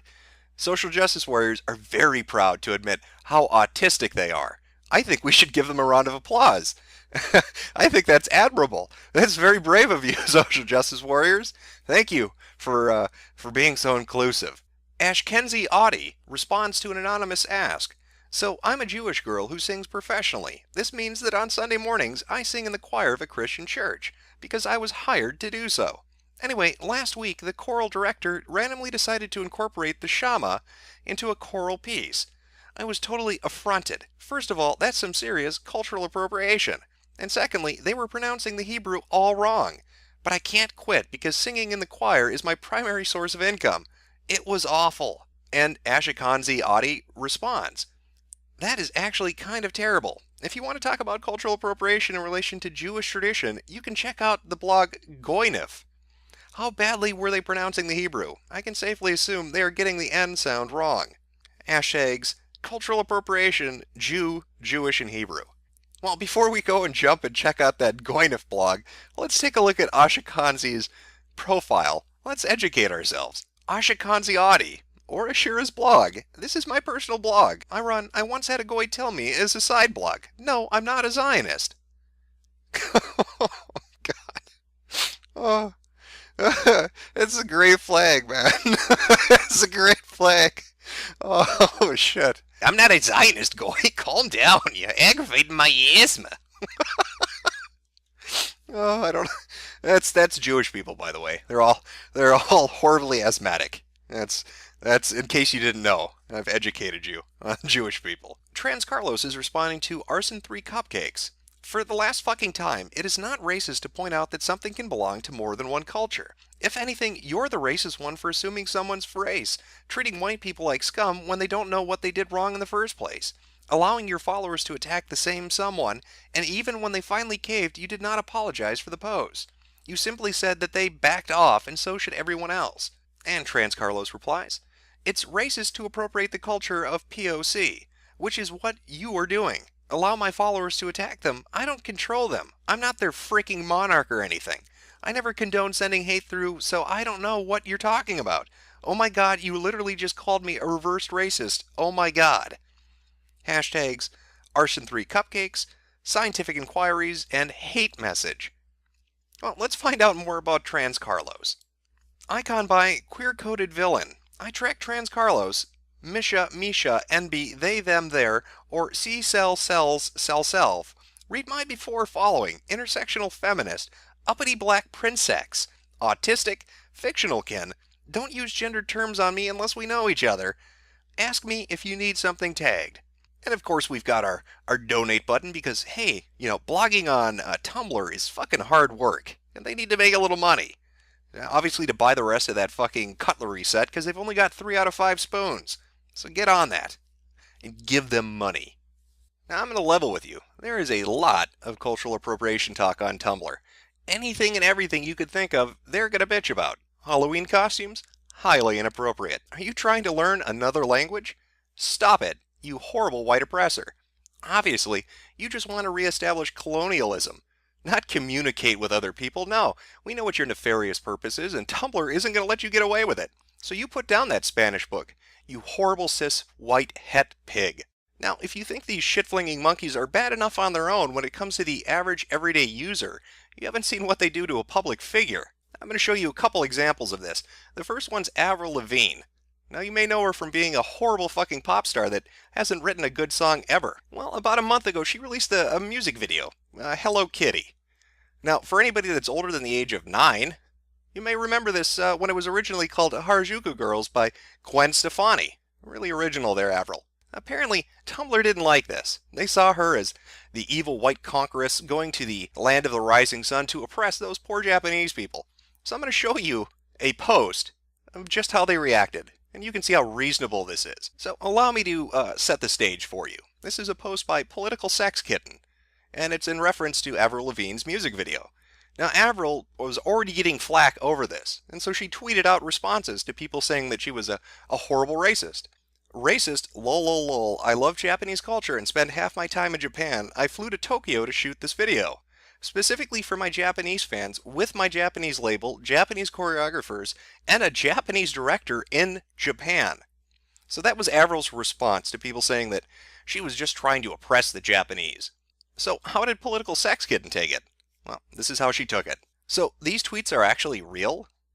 I really like how she tries to defend herself by stating how much she loves Japanese culture. You guys, I did this with Japanese people, so it's cool. I go to Japan just like so much, okay? I know the culture. I know so many Japanese people, even the director was Japanese. God, these bullshit statements alone just insinuate that Japanese people are working with me, so I can't be doing anything wrong or racist. Otherwise, they'd tell me. Yeah, because even if you're an artist at the end of her career and desperately trying to save it, you're still a well-known name, and a POC don't have many opportunities in the industry and will take any job that's offered to them. This includes everyone who worked on this video. Why? Because people of color are easily replaced. They're expendable. Oh, you don't want to work with her just because her entire music video is racist? Whatever, we'll just find another director, choreographer, or dancer. That's it. That's literally it. That's how it works. So we suck up to these people and we work with them because the industry doesn't value us enough, and not working only harms us, not the artist. I mean, spewing random Japanese words that have nothing to do with your song is just short of saying ching chong, long, ting tong. But she's admiring the culture. She does remind me of this skit. There's a link to something else, but I wasn't able to capture it. This is extremely racist and insulting. I'm an Asian American. I studied Japanese for 2 years. I've yet to begin to scratch the surface of Japanese culture and etiquette, and I'm not even the most confident or comfortable speaking or writing it, because I don't feel as if I know enough to say I can speak Japanese. Singing random words in a language you don't know is racist, when you use it for the sake of a song and just appropriate part of a culture so much. Then you have your Japanese backup dancers. They all look the same. They're silent and kawaii. Of course, to you, dear Avril, that doesn't perpetuate the stereotype of cute, obedient, and submissive Asian women. Girls, get it. They're just too damn cute and fit your set. God, you're turning 30. I don't care if you want to act childish and dress a certain way, but grow the fuck up and stop making arguments that defend your racist actions and try to justify them by name-dropping everything Japanese. You're not Japanese. You don't know Japanese. You don't know Japanese culture. Your song doesn't honor or flatter Japanese people or Japanese culture. It perpetuates a stereotype the West already holds. And you try to pass it off as them being cute and creative and appreciative and dedicated to your Japanese fans. No, fuck you. Hashtags cultural appropriation, Hello Kitty, Avril Lavigne Hello Kitty, racism, and Avril Lavigne. Political Sex Kitten's had 2 whole years of Japanese. Obviously, she's deeply immersed in the culture and is able to make a value judgment on whether or not you're appropriating it. As an Asian American, not a Japanese person, her perspective is the most important one. I also like how she happened to mention they all look alike. It's very classy. It's very good. all look alike. Can't tell them apart. Where have I heard that before? But let's not get off topic here. I mean, obviously, Avril is a horrible racist. Just because she flew to Japan and worked with an all-Japanese crew doesn't mean anything. She is a horrible person who just wants to mock and deride anything that's Japanese. Now, sure, Political Sex could have taken, 5 minutes and looked into the video production and seen if maybe perhaps the cinematographer or producer, who were both Japanese, by the way, were the ones who picked the art direction. Hell, maybe they were the ones who said, let's have 4 Japanese girls in there that all dress this specific way. But again, Political Sex Kid, she doesn't have time to do that. That's research. It's easier just to say Avril's a horrible person, because she's white. After all, anytime a white person uses anything from another culture, it's terrible. It's important to remember we are all separate, but equal, and every group should always stay to themselves and never exchange anything, because that's appropriation. Now, in Avril's case, she didn't apologize. She just simply said, I'm not racist, you people are fucking idiots. And you know what? Good for that. Good on you, Avril Lavigne, for not bending over and taking it up the ass from idiots like Political Sex Kitten. But I'd like you to contrast that with something that happened with Wil Wheaton. Now, he made the mistake of apologizing to a social justice warrior, and I want to show you exactly what happens when you do that. So we're at the Wil Wheaton Tumblr, and Cosmic Breaker asked, Hi Will, I'm not trying to be antagonizing, you seem to be a rather progressive and really vocal on a lot of social issues. I'm bringing this up because I feel like you take it seriously. Using spirit animal is kind of uncool. Different forms of it belong to specific cultures that are already having a hard time with erasure, partially through appropriation. I've heard suggestions of using patrons or daemon from his Dark Materials trilogy as alternatives. Cheers. Now, Wil Wheaton responds, I got a lot of messages like yours that were bordering on antagonizing, but I'll respond to you, this was entirely news to me, and I never meant to be offensive. I'll be honest, I think it's a little much to get upset about this, but I'm fully aware that I'm living on Scalzi's lowest difficulty setting with the celebrity cheat enabled, so I'll own up to the reality up front. My ancestors murdered untold numbers of Native Americans, and I hate that my country was built on their blood. And I hate that the worst poverty in America exists on tribal lands. What I hate the most is how many Americans don't know or care. Those issues, in my opinion, are more important than words. Having said that, I see the point you make. That so much already has been taken from Native people, and when a white guy takes something more, it's uncool. I never meant to take anything from anyone. I think spirit animals are really cool, and I love everything I've learned about Native or Aboriginal culture. I'm not trying to appropriate or lessen anything by expressing how much Kelly Sue inspires me, and how I'd like to be more like her. Now that was the opening to the conversation. And there you are. Will apologizes. He gives a sincere apology. He's not trying to appropriate another culture. He's well aware of the different hardships that Native Americans have faced, and he is sorry. He has apologized. So how does Tumblr respond? Well, let's take a look. This is from K Tempest. It's amazing how problematic this apology is. I don't even think Will gets that he's white-splaining. For the education of those who might find themselves in this situation, here's a primer on what's wrong with this response. First, I got a lot of messages like yours that were bordering on antagonism, but I'll respond to you. I didn't like the tone those other people used. Yours was appropriate. I'll talk to you. Second, I think it's a little much to get upset about this, but this doesn't affect me, and I've never given it 2 seconds worth of thought. And even though I'm about to launch into a whole explanation of how I get it, I need you to know that my first reaction is that everyone is oversensitive. Third, my ancestors murdered untold numbers of Native Americans, and I hate that my country was built on their blood. This outpouring of white guilt somehow brings it all back to me, and how I feel. Curious that. Fourth, I never meant to take anything from anyone. I think spirit animals are really cool. This would be the crux of the problem, sir. Fifth, I'm not trying to appropriate or lessen anything by expressing how much Kelly Sue inspires me and how I like to be more like her. The point is not what you were trying to do, it's how you did it that affects others. Why don't you express your admiration for Kelly Sue in ways that are not inappropriate? Why must you express admiration in this exact way? Also, how fucking hard is it to say, oh, I did not realize that in spoking spirit animals like that is a problem, I won't do it again? That's really all you needed to say. You don't need to white-splain or get all defensive at all. Let Wil Wheaton serve as an example of what not to do. Trust me on this, y'all. Well, that was a very diplomatic reaction, K Tempest. Way to extend a hand of friendship to Wil Wheaton after his sincere apology, talking about how he wasn't trying to be culturally appropriative of other things, but he really admired them.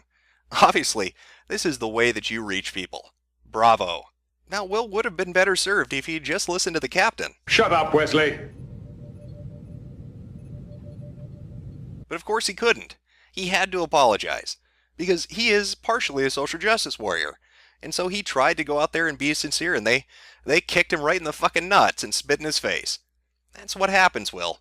That is what happens when you apologize to these feral fucking animals. They don't give a shit. They just want something to bitch at and tear apart, and you were dumb enough to walk into the fucking den. And that is why you never apologize to these people, because it is never good enough. And they will constantly bitch about the littlest thing. And that's pretty much what cultural appropriation is. Bitching about the littlest thing that has no impact on anything else. These people want to live in a world of segregation, where all cultures are completely separate and we have no interaction with one another. Don't wear costumes that reflect another culture. Don't learn another culture's language. Don't eat another culture's food. Don't listen to another culture's music. They are prophets of stagnation. They are preaching a message of death to the world. On the one hand, they preach the tenets of multiculturalism and globalism and tell us how this is an integrated community and that the world is one nation and that, humanity is one people. But their actions don't reflect that. They do not care about a global community or about other cultures. They just want to bitch at you for having an interest in something else, especially if you're white. That is the common theme throughout all of this.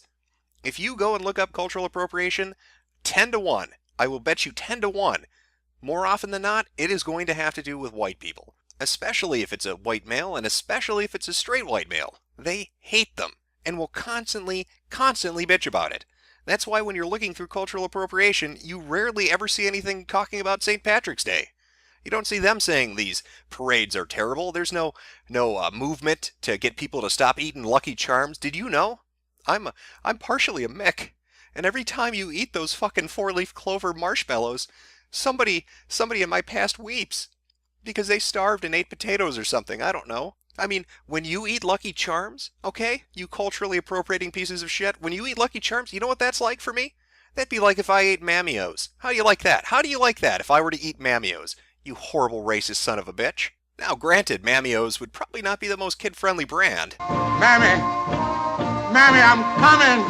Ah! But it is full of protein. Now, at the end of the day, really when you look at it, cultural appropriation and the people who believe in it are just fucking boring. What kind of world do they want to live in? It's one devoid of fun, and entertainment, and happiness.